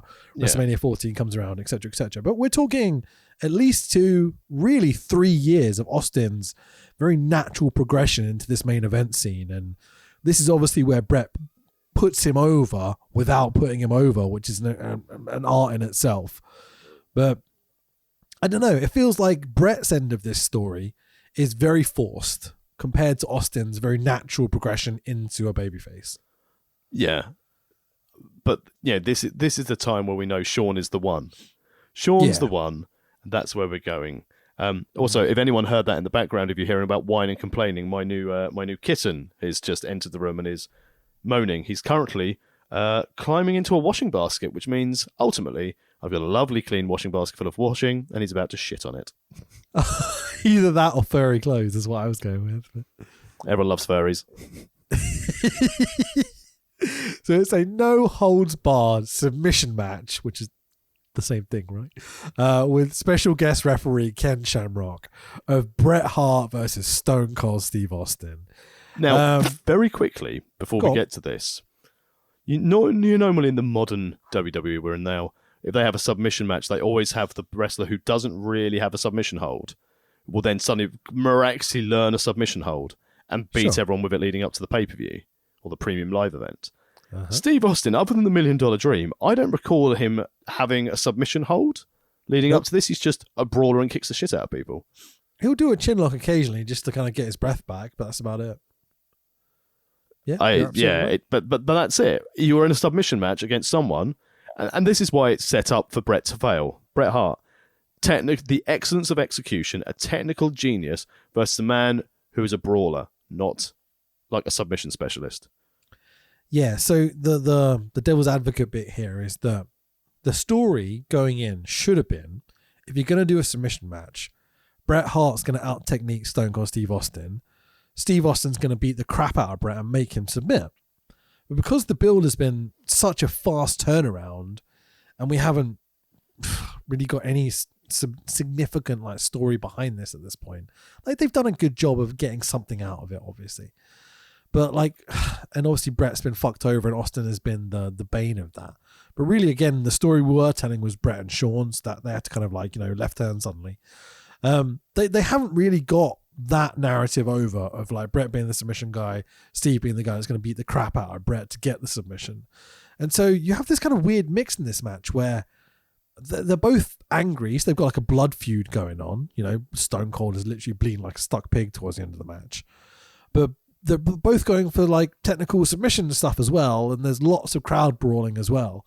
And I think it's a fun match. I really, really enjoyed it, but it definitely doesn't have like that base narrative you maybe are looking for with what you're saying.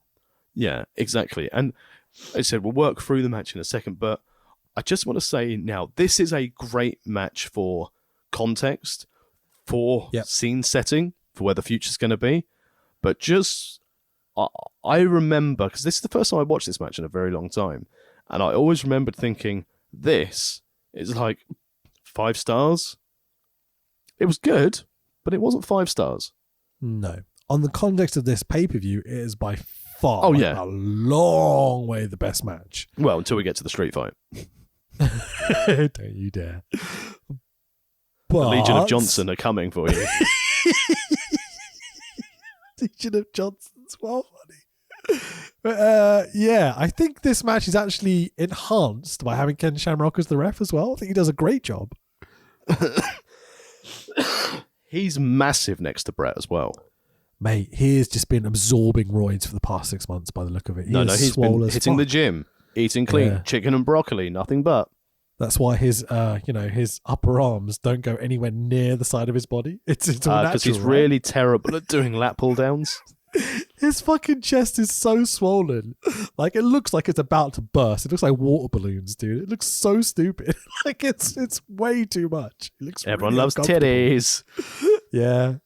Him and Marlene are just like, oh yeah, I got the triple Ds. Shamrock was like, I went to the same surgeon. So we have a camera backstage for Austin's entrance, getting the Goldberg treatment. Pretty cool, man. And so this is the classic moment where Austin comes out, the glass smashes. Like, literally, there is a glass screen in the entranceway that smashes as Austin walks out, and it's in like every Austin montage for the rest of time, and it's quite a moment. Beautiful, iconic. I'd never seen anything like this before. I remember watching this when I was young. I was like, that is fucking incredible. And it again set the scene. That is a proper Mania entrance of the time, babyface entrance of the time. Mm-hmm. Yep. And the crowd just erupts it for the first time in the show. Yeah, God bless Jim Johnson for putting that glass smash at the beginning of his song. Yeah, because genius. Absolute you wouldn't have genius. this moment without it. Absolutely. And so, like, talking about the Austin pop, like, he gets a babyface pop here, but it's not the Austin pop yet, by any means. No, not at all. But this is really like the first time he's seen as the face. He's been getting like patters of cheers on Raws and pay-per-views, but this is when they're really fully buying in. As you said, we've seen some signs in the crowd, Austin 316, but this is where it's really going to kick on from now. Absolutely. I do feel a bit bad for Brett as he has to walk out over the broken glass to make his entrance. Like, no one comes and sweeps it out. They're just like, oh, you'll be all right. Yeah, stamping over Austin is a metaphor. I wonder whether they could have used this somehow, like, you know, glass in his boots and like shoved it in Austin's face to start the match or something. But it's a submission match, not a hardcore match. Just say that for the Chicago Street Fight. I think you will find, sir, this is a no-holds-barred submission match. Wait a minute.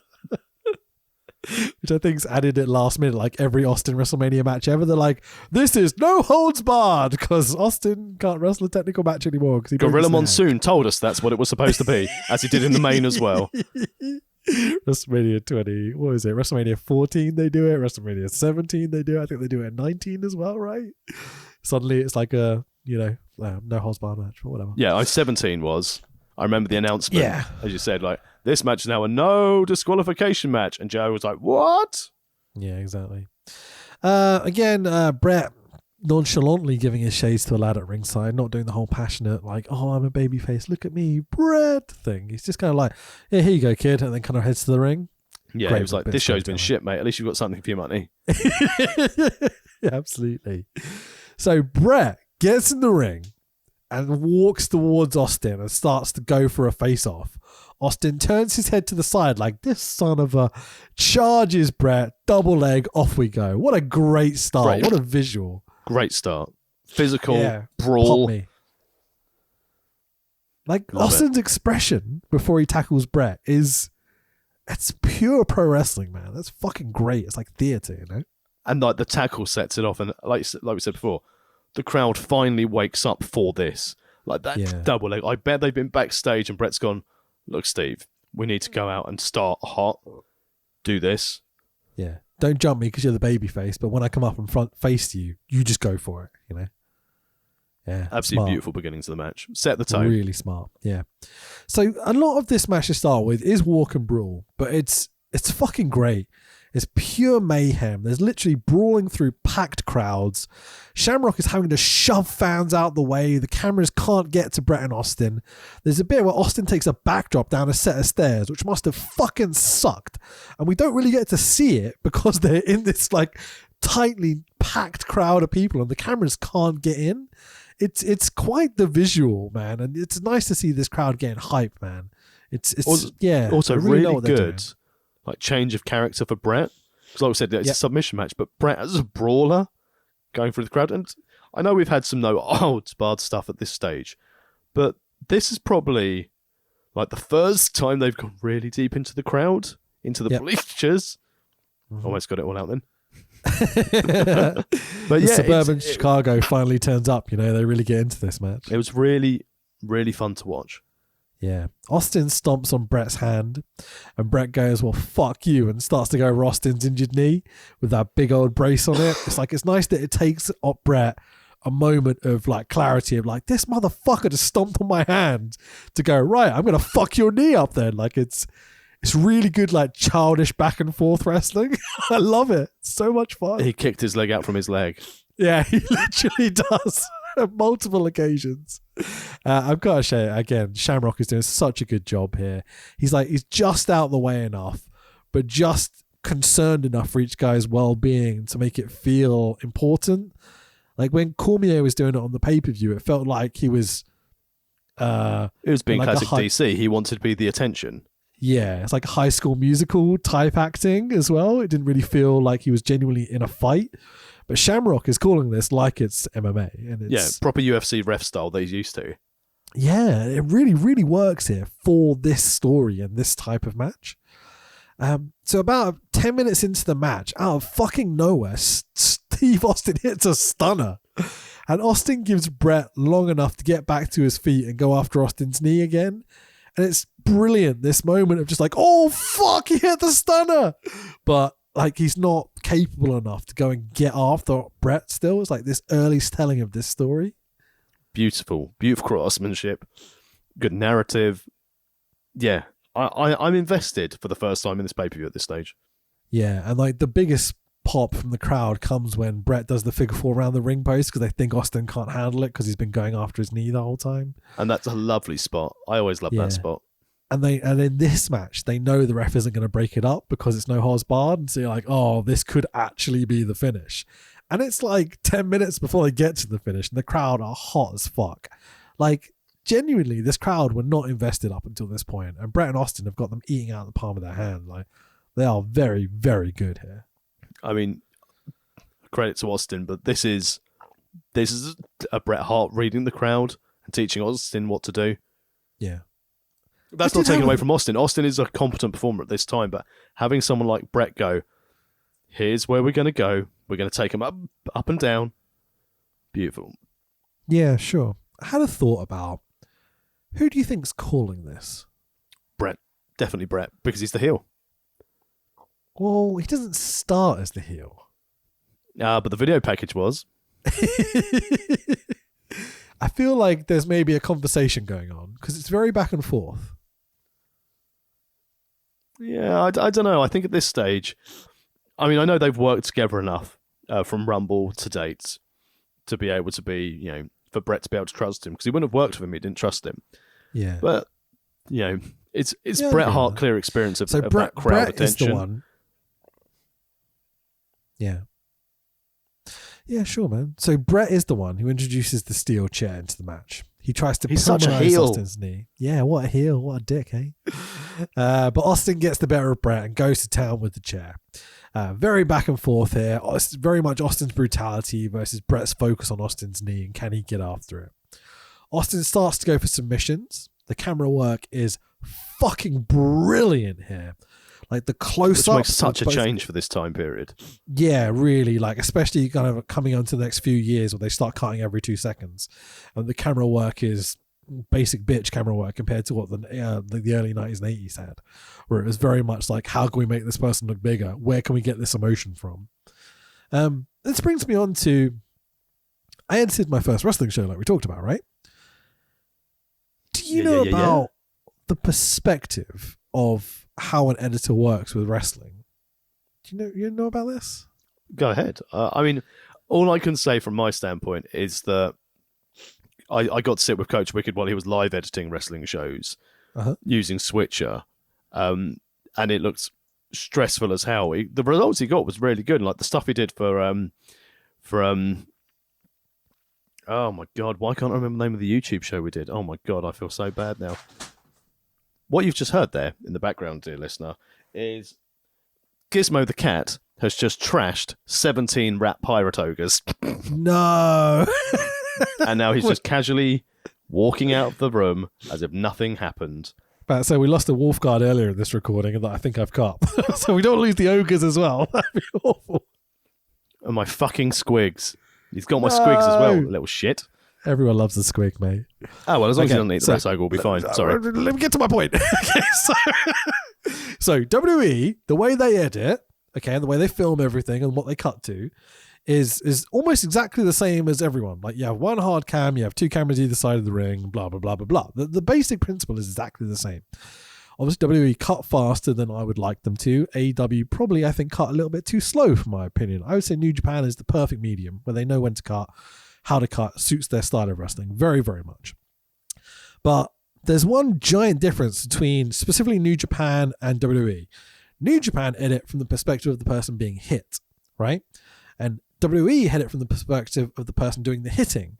Now, in this match, there's a high focus on selling, right? So this is the first match in a long time where I've noticed that the perspective is almost always from the person being hit, which I think makes this match feel so much more special than the rest of this fucking show, because you're emphasizing with Austin, who's having the shit kicked out of him for the vast majority of the worst parts of this match, especially as we come into the end. I don't know. I just whether you thought the same and whether you felt more for Austin rather than seeing Brett as like the hero here as such because he's winning.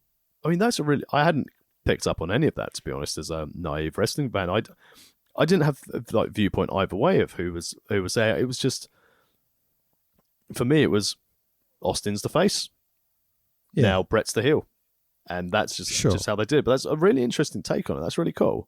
I think what's different about the camera work specifically is that they're not filming the guys in the submission hold from from head to toes type thing. They're getting really close up and they're getting that visual of Austin and Brett's face because they know these guys know how to fucking sell. Like, there's this bit with wrestling where it always fucks me off when, let's say someone gets put in an ankle lock, right? And the camera will focus on the guy doing the selling. And he will be selling. He'll look to the right to see a person in the crowd. And he kind of almost turns off for a second and then goes back to selling. Like, wrestlers do it all the fucking time at the very highest level. And there is not a moment in this entire fucking match where Brett and Austin aren't 100% invested in what they're doing. And I think that's such a difficult thing to get right. And these two are fucking perfect at it. Yeah, agreed. That I know it sounds really silly, but you always see things like from back in like theatre days, like doing Brechtian stuff, where it's very minimalist. You're selling with your facial expression. You're selling your emotion through that, and without having those people sell, and even if they switch up for a minute, you ruin the illusion. So yeah, 100%. This is like the classic 101. You want to learn to sell? These are the guys to watch. Fucking A. So, with that in mind, we do get a Vader-esque Irish whip spot here, which is unfortunate. I mean, let's discount it. We shouldn't. They deserve to be called out. So, Austin gets Irish whipped into the timekeeper's steel chair. He definitely didn't, divert in any direction at any point. He just got Irish whipped straight into it. Three sides of the ring later. Exactly. And Austin is busted wide open. Huge blade job here. Or, if you're Austin and Brett backstage after the show, definitely hard way, right? Oh, yeah, definitely. He didn't pussyfoot about. Vince on commentary being like, you don't see bleeding often in WWF. It's well funny. He's pissed off. Yeah. And he knows it's been probably planned. Oh, absolutely. It's Brett and Austin. Of course they were like, you can get a little colour, 100%. Old school. So back to brawling on the outside after all the submission attempts. Brett less focused on Austin's knee with submissions and legal maneuvers and more on taking out his frustrations on Austin now. Smashing Austin into the guardrails, driving a chair into his knee. Brett is in full control. Austin is bleeding all over the shop. So Austin just punts Brett in the bollocks as hard as he fucking can. Classic Rochambeau. What a moment. I'm just like, this match is telling such a great story. And Austin's like, fuck you, bang, in the bollocks. Isn't he meant to be the babyface? Exactly. Unbelievable, Jeff. I've got to get the submission. I'll do anything to it. I'll punt you in the bollocks if I have to moment. I guess it's babyface, just about. Exactly, yeah. Ready for shattered dreams. Yeah, sure. Vince goes... I'm sure that was deserved. What? Well, Vince is trying to get him out of his contract. Of course he deserves it. He probably said to Steve, go and kick him with the balls really hard and I'll give you a pay-per-view bonus. What the fuck, Vince? Yeah, we know he's just like sucking off Sean, but it's what it is. Austin goes Super Saiyan for a bit, uses up the last of his adrenaline to beat up Brett. Austin chokes Brett with an extension cable, but Brett smashes the ring bell, which he's got in his hand for some fucking reason, over Austin's head to escape. Someone definitely passed that to him. Yeah, I mean, yeah, interesting that the ring bell is just sitting on the apron for no fucking reason, but whatever. Huge pop as the sharpshooter is locked in right in the middle of the ring. Tax, the selling. Holy fucking shit, the selling here. Added to this, along with the selling, Shamrock's UFC MMA style refereeing. Steve, if you don't respond, I'm going to have to count you out. Steve, if you don't respond, clear, audible, no dicking about, no wavy arms, no doing the whole little, if I hold your arm up and drop it 3 times, it added the element of realism to it. So well done. Absolutely, man. Austin, grasping for the ropes, can't get there, bleeding, half passing out, does everything he can to push up and power out, and Austin briefly breaks the sharpshooter and puts Brett onto his front. Nobody's ever broken out of the sharpshooter before on commentary. But Brett will not let go. What a finish. Holy fuck. Brett comes back up into the sharpshooter. Austin passes out.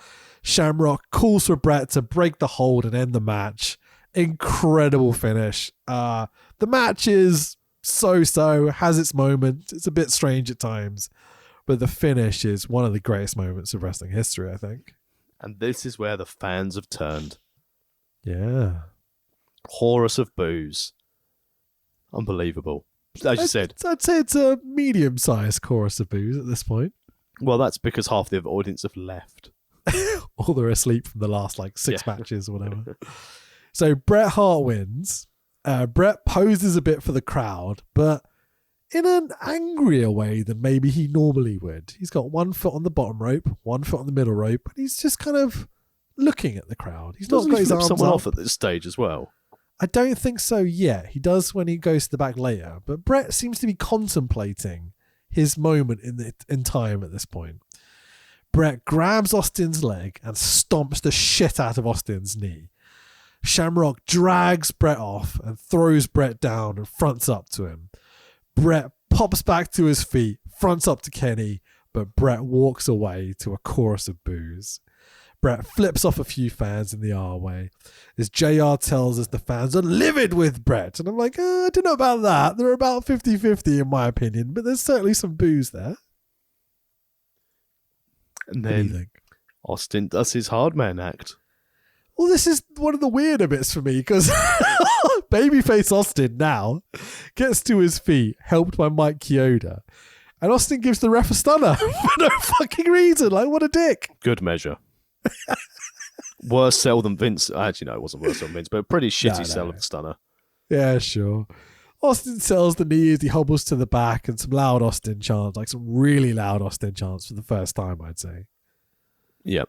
But I like the fact he refused help. I said it's a bit odd that he's a heel, but this was the moment. This was the elevation of Austin, and I think on the next pay-per-view we might get these guys again. So it'll be interesting to see how the dynamic shifts. Absolutely.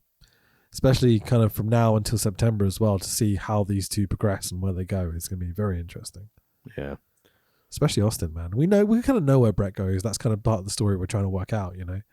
But Austin, I'm not entirely sure through most of 97. I know what happens after Survivor Series up until around, you know, March 98 where we get WrestleMania 14. But those 6 months in between, I think, are going to be very interesting. Yeah, I can't wait to see where he goes. As you said, I don't recall much of what he did in this stage.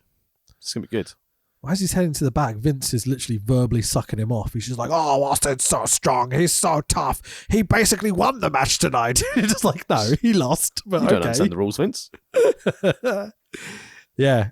Anything else to say on this? It's really fucking good, man. No, I mean, I think the main thing for us is what happens in the main. Yeah, sure. So Todd Pettengill backstage with the nation, all of the nation. Farouk says they've got weapons. Farouk Anon cuts a promo on Ahmed. He's got the kitchen sink, apparently. Which is interesting considering what happens when the LOD make their entrance. Boo, Lo Brown.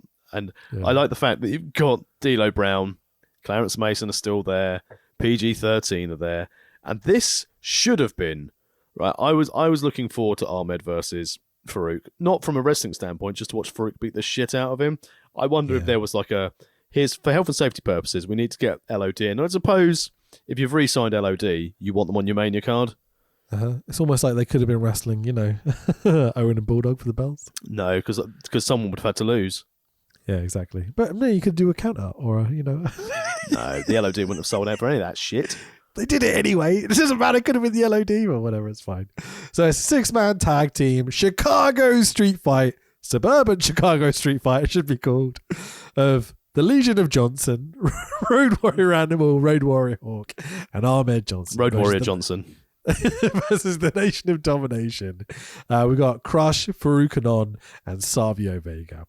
They are accompanied by Clarence Mason, D'Lo Brown, JC Ice, Wolfie D, and a couple of other lads. In total, there are 11 Nation members at ringside.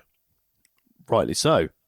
Because they've brought the Legion of Doom back. There are at least 43 wrestlers. I mean, I've written down my question, which I tweeted out earlier. Will Farouk Anon finally smash the fuck out of Road Warrior Johnson? Interesting viewing, this, wasn't it? Yeah. I mean, LOD come out with Johnson. They do their Black Fist power of entrance thing. I said, I can say words. What do you mean? Black Power Fist of entrance thing, which is very strange. That's the other. Everyone loves a bit of black fisting. Yeah. So Hawk, after fucking Farouk's promo about how he's got the kitchen sink, Hawk walks out with a kitchen sink. Oh, like, what a good joke. But what about the promo? Was fucking stupid. I've only got a couple of bits noted down here because it's just fucking mayhem. Stupid. This was stupid. Stupid. Yeah. I would ask you to go through it a bit, but you sound like you're dying a little bit. You're right. I mean, like, the finish is shit. We don't even get the right person getting fit. I mean, they try and hang Farouk Anon. Mate, there's like 3 lynchings in this match. It's ridiculous. It's very uncomfortable to watch at times. It's just silly. So they've got a powder fire extinguisher, which is like they keep using at ringside and people just keep getting choked out. Like, there's a bit on commentary where they use this fire extinguisher right next to them. You can hear JR like dying on commentary like that sounds right now. It's unfortunate, man. So Savio and D'Lo attempt to lynch Ahmed Johnson while Hawk just does spots and doesn't even give a shit about Ahmed. Farouk lynches Hawk later on. We get a doomsday to Crush. Animal then Irish whips Crush into a plank of wood that Hawk and Ahmed are kind of holding. Hawk is not paying attention, which gets the 1, 2, 3. Like, what the fuck was that finish? So Farouk doesn't even get pinned. Ahmed Johnson doesn't get involved solely in the pin. Yeah, what waste of Crush 6 does. months of build. Yep, there's barely any Farouk and Ahmed Johnson here. There's 1 or 2 moments where Ahmed kind of like, you know, botches stuff to Farouk, pushing him outside the ring and stuff, which I think maybe could be the cause of why Farouk gets so annoyed with Ahmed Johnson. I think maybe he injured Farouk during this match, but I mean, he wasn't safe with him, was he? He wasn't safe at all. No, there's a bit where post-match after LOD get the win and they pin Crush, the two LOD lads pick up JC Ice and Wolfie D into Doomsday positions, and Ahmed comes off the top with the two clotheslines, and these lads fall on their necks and shoulders. It's fucking horrible. It's not safe, but then that's classic LOD. Yeah. Really, Hurty. this match has nothing to say. It's 10 minutes of walking just around brawling. walk and brawl. Yeah, there's not even like really high spots to note down or anything. No one jumped on No, the balcony. other than the Doomsday device. Yeah, sure. Everyone loves a Doomsday, but and on Not that Wolfie giant D. disappointment, because we've been looking forward to that for fucking months and it was shit. It's time awful. for your main event of the evening, which happened a match ago. But really, so Shawn makes his entrance, getting annoyed with the fans holding his hands and dragging him about. Understandably, they're kind of being dicks, to be totally honest. Yeah, but he lost his smile. They're just checking he's got it back. Absolutely. Shawn looks quite unimpressed with the events that have happened this evening. Trust me, we all are, mate. Vince calls it a love fest between Shawn Michaels and these fans. I'm not sure I'd agree with that. It's fucking ridiculous. Why is he even here? Yeah. Shawn gets the in-ring pyro and poses. Did you notice how he sold the knee? Bants, isn't it? He's not even wrestling. He's got pyro. Makes me so cross. He goes to do the pose and goes, oh, my knee's a bit tender. Wink, wink. Piece of shit. Unbelievable. Absolutely unbelievable. And it's great he's on the main... So he's managed to get his way into a main event of Mania by being on commentary. Yep. So backstage, Todd Pettengill, still in his purple fucking tuxedo, is interviewing Sid. Do you think you've got the throat to do the Sid here? Or do you want me to do... I think I can. All right. That's Avatar. The master in the universe and the world. Darkness, Undertaker, blah, blah, blah, blah, blah. No one afraid, Undertaker. Put the plane into a nosedive, Hulk Hogan. Hey, he's on that level, but like I think Warrior might have been more legible, like more audible definitely. than Sid. Sid's fucking whispering shit. It's so quiet. The mics aren't picking it up. Like you're just not hearing I turned the it. volume up and still couldn't even hear him. Yeah, it's fucking atrocious. But I mean, he's consistent at least. Love a Sid promo. With 30 minutes left on the show, it's our WWF World Heavyweight Championship no disqualification match. Since when was it no DQ? Fuck me. Gorilla Monsoon, you've got a lot to answer for at this show. Of Psycho Sid, spelled SYCHO, because of course it is, versus The Undertaker. We get a nice baby face pop for Taker's entrance. Sid, Well, he won a Slammy for his entrance. Oh, he did indeed. And his music and his tattoo, I think. Right? Exactly. Everyone came to see his tattoo. 3 Slammy Undertaker. Doesn't even bring him to the ring with him. What's the point? Just doesn't respect the trophy, mate. It's like the League Cup. Yeah.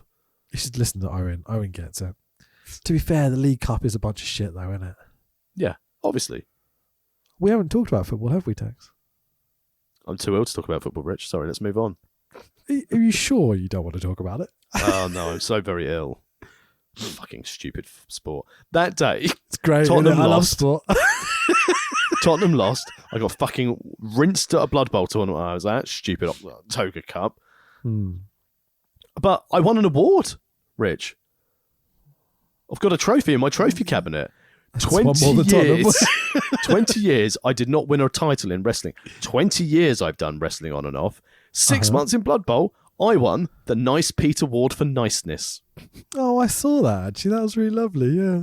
You are very Which is nice. probably to be because fair. everyone's like, this guy let us beat him, get loads of superstar player points, and He didn't brought complain ogres about to the it. tournament. Yeah, Can you exactly. believe it? Ogres. But they're called Barcelona, so that's funny as fuck. FC Barcelona, Diogo Yeah, Maradona, Fat Ronaldo, Pep Guardiola, Yeah. all the best. Yeah. Do you But back to this uh, fucking shit show. Do you think William Saliba's emptied his pocket and found Harry Kane yet? I fucking loved it when he was on loan. Was Son playing? I'm not sure because I didn't see him do anything. I'll stop. Okay, I'm done. Wrestling! Kick a man while he's down. So the bell rings. Brett walks out, and I'm like, what the fuck? Brett gets in the ring, grabs the mic, and cuts this promo. What's this? Sean, First of all, you phony little faker, why don't you take your little pussyfoot injury No. It's all right. I'm not going anywhere. And go back and find your smile, but whatever you do, stay out of this match. I'm so scared. And as for you, I just want you to know, when you slammed that door on my head, you slammed the door on our friendship, and from here on in, it's a new set of rules between you and me. Oh my, I can't remember the last time Brett was anybody's friend. And you know, and I know, and every single person in this building knows that he's a crybaby. One thing, that World Wrestling Federation Championship belt belongs to me, and you are a fraud. Well, it looks like Brett. That belt never belonged to you, and you know it, and I know it, and every single person in this building, whether you're here or outside in TV land, you all know that I am the best there is, the best there was, and the best there ever will be. So Brett says to Sean, because Sean isn't even in the match, but Brett has to address him. You phony little faker, take your pussyfoot injury and go back and find your smiles. Yeah. Fuck yeah, Brett. Baby face, baby face, baby face. So good. good. I love it. It's so amazing. You phony Angry Bret little Hart is the faker. best. He is shooting from the hip, dude. I wonder if he was even allowed to go out. And then the best part of that promo was when he was like to the Undertaker, and you and me, we're not friends anymore. And the Undertaker was like, couldn't give two fucks. This is my main event, motherfucker. What are you doing out here? He's like, yo, Sean, go get your fucking baby face back and your smile, you cunt. Fuck off. So good, man. I love Cockney Bret Hart. He's my favourite. You phony little faker. Take your pussyfoot injury and go back and find your smile. He's so coming fucking down good. here. You fucking smile. Oh, so funny, man. So Vince is holding Sean back by giving him a cuddle. He's like, think Vince- don't go anywhere. I'm not going anywhere, Vince. Yeah. Wah, wah, wah. I mean, obviously, we just heard it, but fuck me. Yeah, fucking A. Brett shits all over Sid and Taker. This is the real heel turn here. Sid gives Brett a power bomb for his measure. Sid grabs the mic. Oh no. Yeah, I managed to get something which I think he said, take your whiny ass out of here. And so we're really going down this route of Brett's a little crybaby whiny bitch. So at least Well, it's America versus Canada. Yeah, sure. Taker jumps Sid from behind because he's a babyface, am I right? Yep, loves anal. Brutal. Brett helped to the back by the officials, the star of the show. 20 minutes until the end of the show. This took 10 minutes. I mean, I'm glad it did only take 10. Yeah, sure. I think most of it was Undertaker's entrance, to be totally fair. But Brett certainly, cut a decent sized promo, that's for sure. But it set the scene. And again, in a way, really did shit on this main event. Because you guys are worthless and your main event in Mania. And that prick sat there and he fucked up all the plans. This should be my spot. Absolutely. I have no fucking clue what they're thinking having Brett coming out to do this, apart from what happens at the end of the match. Just stupid shit. Yep. There's Which no makes need me for think Brett to do this promo. How much was planned? Yeah, can you imagine if Brett's going to business for himself here? He's just like, fuck it. I I'm gonna fucking go out hope there he and is. shit on all of them. They promised me 5 years and billions of pounds. Now I'm having to go to fucking WCW and work for that cunt.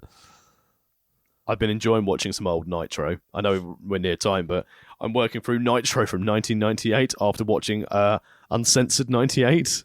Nice. It It's is a fun time quite period. the time. It's full of bullshit, but it's very let's cut lengthy promos about how much we love ourselves in the NWO. One of them fire, one of them ice. Yeah, they're Get still it? there. No, sadly not. Oh, I wish they were. It should be on every show like the Beverleys. That's the time period. As a side note, I'm equally Yeah. disappointed because I had a gift for you. Oh, really? I had a little surprise for you that I have found on the line. So next time you come over to do a pod in person, I have a little gift for you. Okay. Do you want to wait till then, or do you want to do some sort of virtual? Oh no, shenanigans? I have to get. It's a physical gift. Okay, all right. Okay. You could send me like a photo of this physical. No, gift, no, for I need the example. physical gift. Okay, that's fine. Right, so 20 minutes till the end of the show. Okay, the match has started. Taker's jumped Sid, and we get a bear hug by Sid that lasts 19 5 minutes. hours. Sid slams Taker onto the Smash Announce table. No disqualification. What are the rules? Arriba, burrito. Indeed. Chris Waddle. If I'm being generous, Sid is working over Taker's back. If I'm being very fucking generous. Okay? He's certainly clubbing in that behind the Undertaker. Sure. Sid locks in the camel clutch on a show that has the Sultan and Sheik using it as their fucking finisher. Walk and/or brawl. This best thing though, like this camel clutch. Yeah. Sid's clearly not putting any torque into Undertaker because he turns into a turtle. His neck disappears. His shoulders pull up to make it look like he's pulling. It's fucking atrocious. Yep. Sid puts Taker in a chin lock that lasts for 7 hours. Taker puts Sid in a Vulcan nerve grip that lasts for 10 hours. Leave that trapezius hold out of this. The Mongolian claw is important.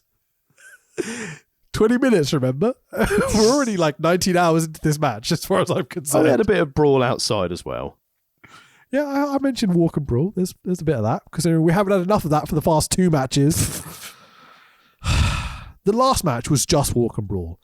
Brett and Austin did probably 50% walk and brawl in their match, and this main event is just shit chin locks that last forever and walk and brawl. It's big lad awful. wrestling. Fucking hell. Both lads nail the big boot, double down. You're like, okay, here we go. Let's see how they finish it. This could be good, right? It's Undertaker and Sid. Gonna be a thing of beauty. Right. Here we go, everybody. Main event WrestleMania 13. Sid bloody loves an axe handle off Brett's rope. There's like 4 of them. It's fucking terrible. At least Sid he hits up them. Flair top. doesn't. Yeah, fucking A. Sid up top. Taker sits up, crotches Sid. DQ? No? Just kicked him in the ball. Well, no, it's no disqualification. Gorilla Monsoon said it was. You're right. You are absolutely right. I apologize. Power slam off the top leads us towards the finish. I hope. Sid reverses the tombstone attempt and hits a tombstone of his own on the Undertaker. Oh, and it was hurty. Oh, it was very hurty. Taker's head was significantly beneath Sid's knees. Do you notice the Taker didn't hold on at all? No. He was like literally just like flailing as he got tombstone. I'm like, dude, it's Sid. Do you not want to hold on to save your fucking neck? It was probably so he could actually tuck his chin and like cradle on his way Yeah. down. If he was holding on to anything else. Stick his chin right in Sid's bollocks, yeah. Yeah, exactly. Yeah. So Sid hits the tombstone on the Undertaker away from the hard cam, because of course.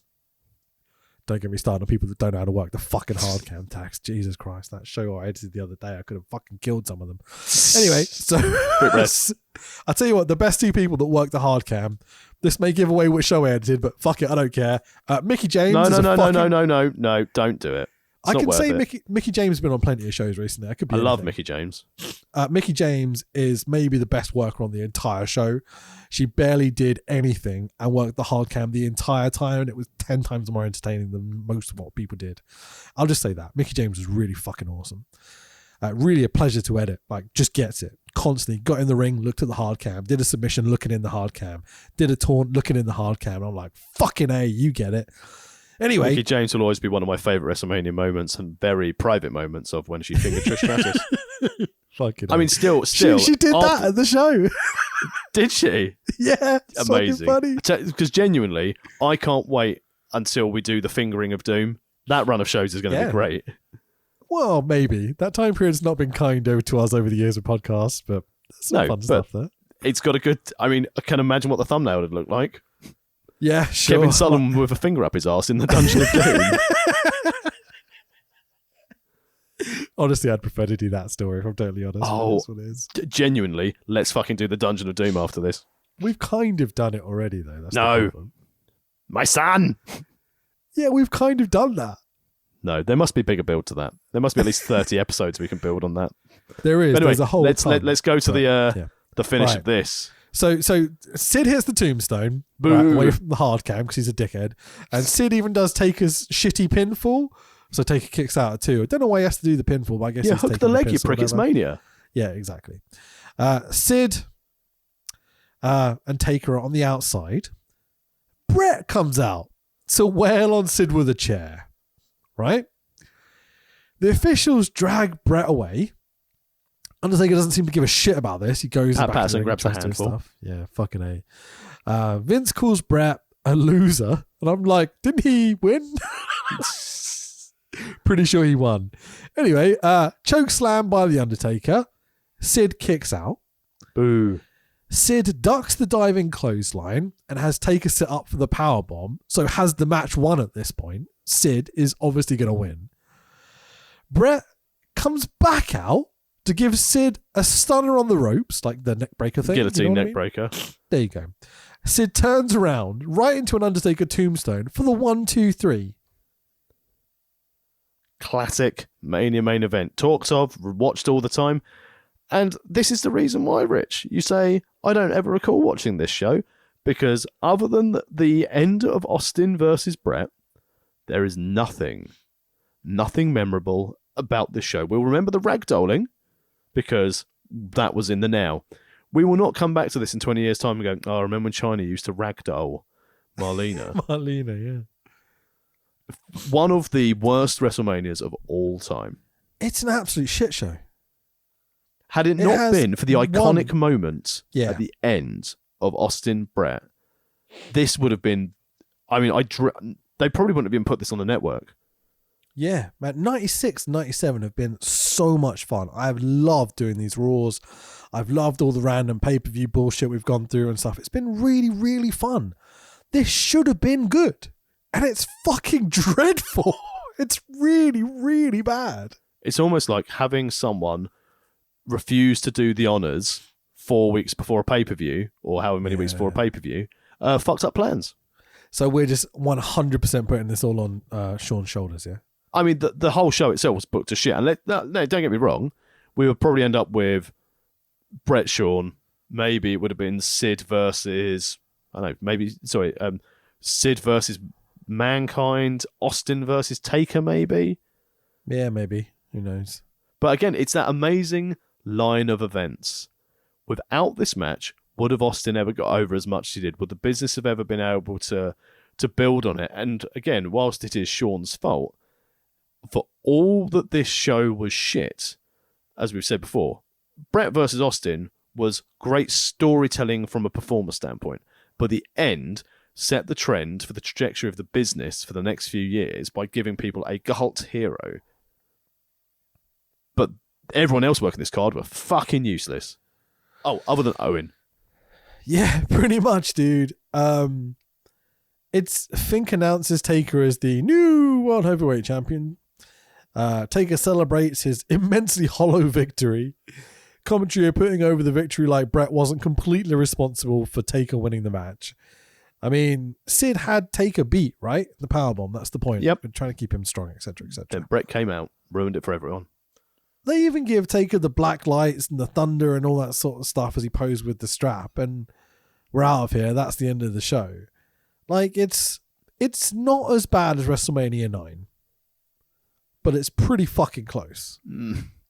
The interesting thing of this Mania, I know people have never said it, they go, oh, it wasn't really until 21 he wrestled Orton they realised he was undefeated. No. JR said it on commentary. The Undertaker is undefeated at WrestleMania. He said it on this show. Yeah, I think JR's the kind of person during this time period that's definitely doing his research. Shame Glad he you doesn't do it picked in that AW now. Yeah, one of the first things I'd change is get JR off commentary. Well, they've tried. But anyway, Have I they, don't. though? I know we've run long, but we don't want to. So, the Brett Sean storyline. That's the most interesting part because this is the part from Mania 13 I'd forgotten about. I knew that I remember the Austin Brett. I remember parts of the main event, but I didn't recall Brett coming out cutting a promo. I didn't recall Brett interfering at the end, and I knew Sean was on commentary, but I didn't remember their interaction. So for me, this was really refreshing because I'd completely forgotten this part of the story existed. And you said shoot from the hip Bret Hart on a promo, this was delightful. Yeah. Maybe not after the bell's rung for the main event of WrestleMania, though.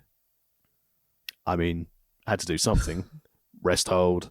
Nothing wrong with rest hold. Obviously, remember wrestlers, but fuck me in the main event of Mania, and you're doing like a Mongolian death grip. Does it make any fucking sense from Vince McMahon's perspective to have Bret come out and do all this? He's trying to get rid of Bret, right? He wants Bret to fuck off to WCW so we can stop paying him. I mean, I suppose the plan for the next pay-per-view is going to be Austin versus Bret again, so you really want to establish Bret as a whiny, heely character.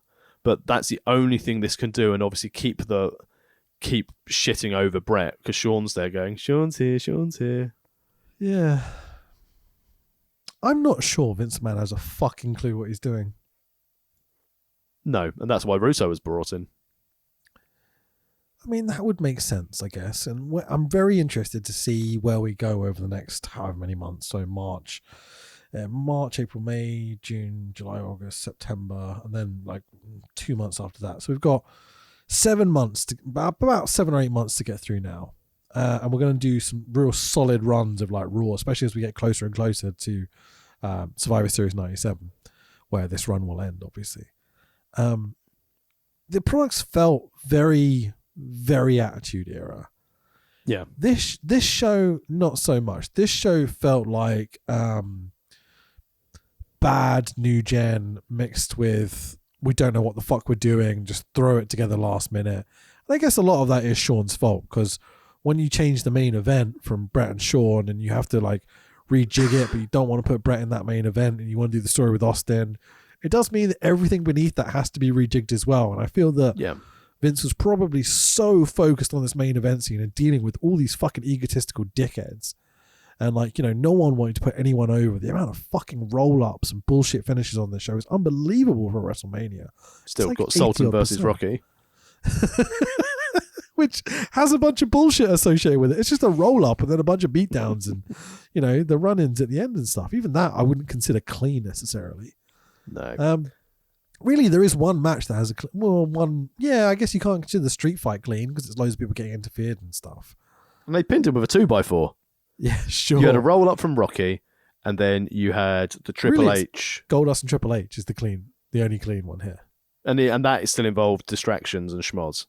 Yeah. How This do you show cornflake rate sucks. this show? This is 1. Yeah. Like, it's 1 because it would be 0 if it's not for Bret and Austin. And that's weird because that's like probably a 4-star match, right? If it wasn't for Bret and Austin, would have this been worse than WrestleMania 9? Yes. 100% agree. Because WrestleMania 9 was silly and fun and ridiculous and had so much bullshit at the end. It was kind of hilariously wank. Now, this is just kind of boring, to be totally honest. I enjoyed Bret's promo at the end, I will say. But like you said, this was 3 hours of content for about 6 minutes of promo and interest. Yeah. And it just wasn't worth the time. It's the first time that I've agreed that the end of the New Gen, which I guess this would be, is bad. I usually love New Gen and I have the best time watching it. I fucking really struggled with this show. Like I fell asleep halfway through it, as I said, you know, in a fucking Owen and Bulldog match. It was a shame, but it has left us with the next stage of HBK and Bret. I think, sure. You know, we're getting towards, so we're going to cover sort of between now and SummerSlam 97, where there's more interaction between Bret and Sean. But yeah, I'm still enjoying it. As you said, like New Gen is the best period of time. Just this WrestleMania was absolute dog shit. Absolutely. So, just to give you the rundown of what we're going to be doing next, lovely listener, we're going to do March 24th. I'm just going to run through the notes I have for each episode and stuff rather than going through it all, okay? So, we've got some Sean and Bret confrontations, some, how do we put this, foundation stuff building, which I Nice. think is going to be fun. And then we have a few more confrontations and some major quotes coming up in the next like 4 weeks. And then we have the hair pulling fight, which if you don't know about, that's going to be a hell of a fucking episode. Cannot wait. Because I don't think Sean and Bret are on that show, but the backstage story is Oh, that's what I've been looking forward to for months now. And then we have like a solid run from SummerSlam all the way through like, the Birmingham show. We get Shawn maybe being a bad guy a bit more here and there. Bad Blood, which I'm desperate to see again. I haven't seen that in a long time. And then all the Raws leading right through to Survivor Series 97, where obviously we all know what happens, but I'm very interested to see how we get there, dude. I can't bloody wait.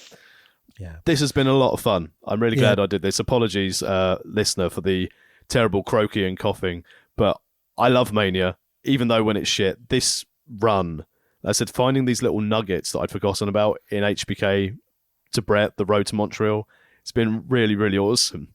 And more importantly, tell us if you enjoy it. Find us on Twitter at World of Rest Pod. You can find me at the Tex Williams. Once my cough has recovered, I'll be recording commentary for Pro Wrestling All-Stars all aboard the party train as they had their first show back in over 2.5 years. And including stars like Tristan Eichner, Rami Romeo, oh my God, Scotty Valentine, who I'm going to beat for that fucking Daredevil title at some point. I can't wait. Steve Venom on the card as the host. It's an absolutely banging show.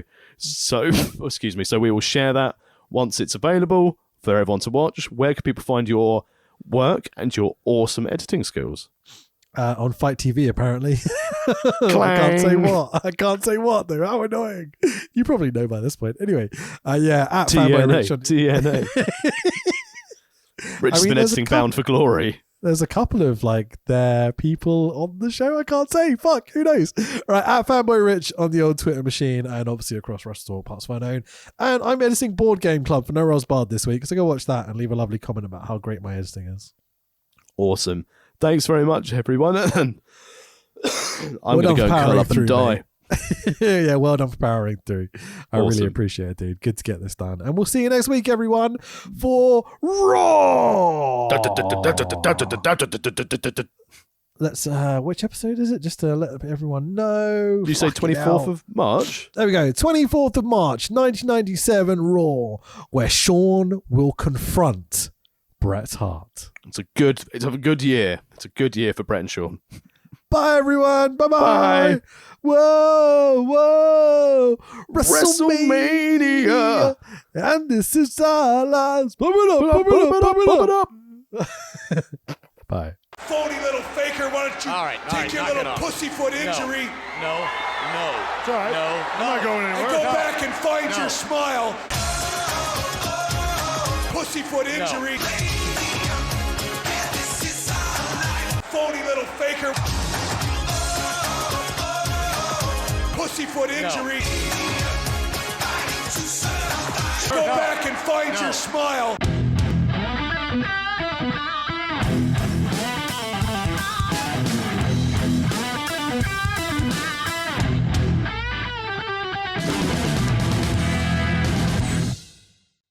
The louder you guys are, the better the wrestlers will perform for you tonight. And that's why I kicked your leg out of your leg.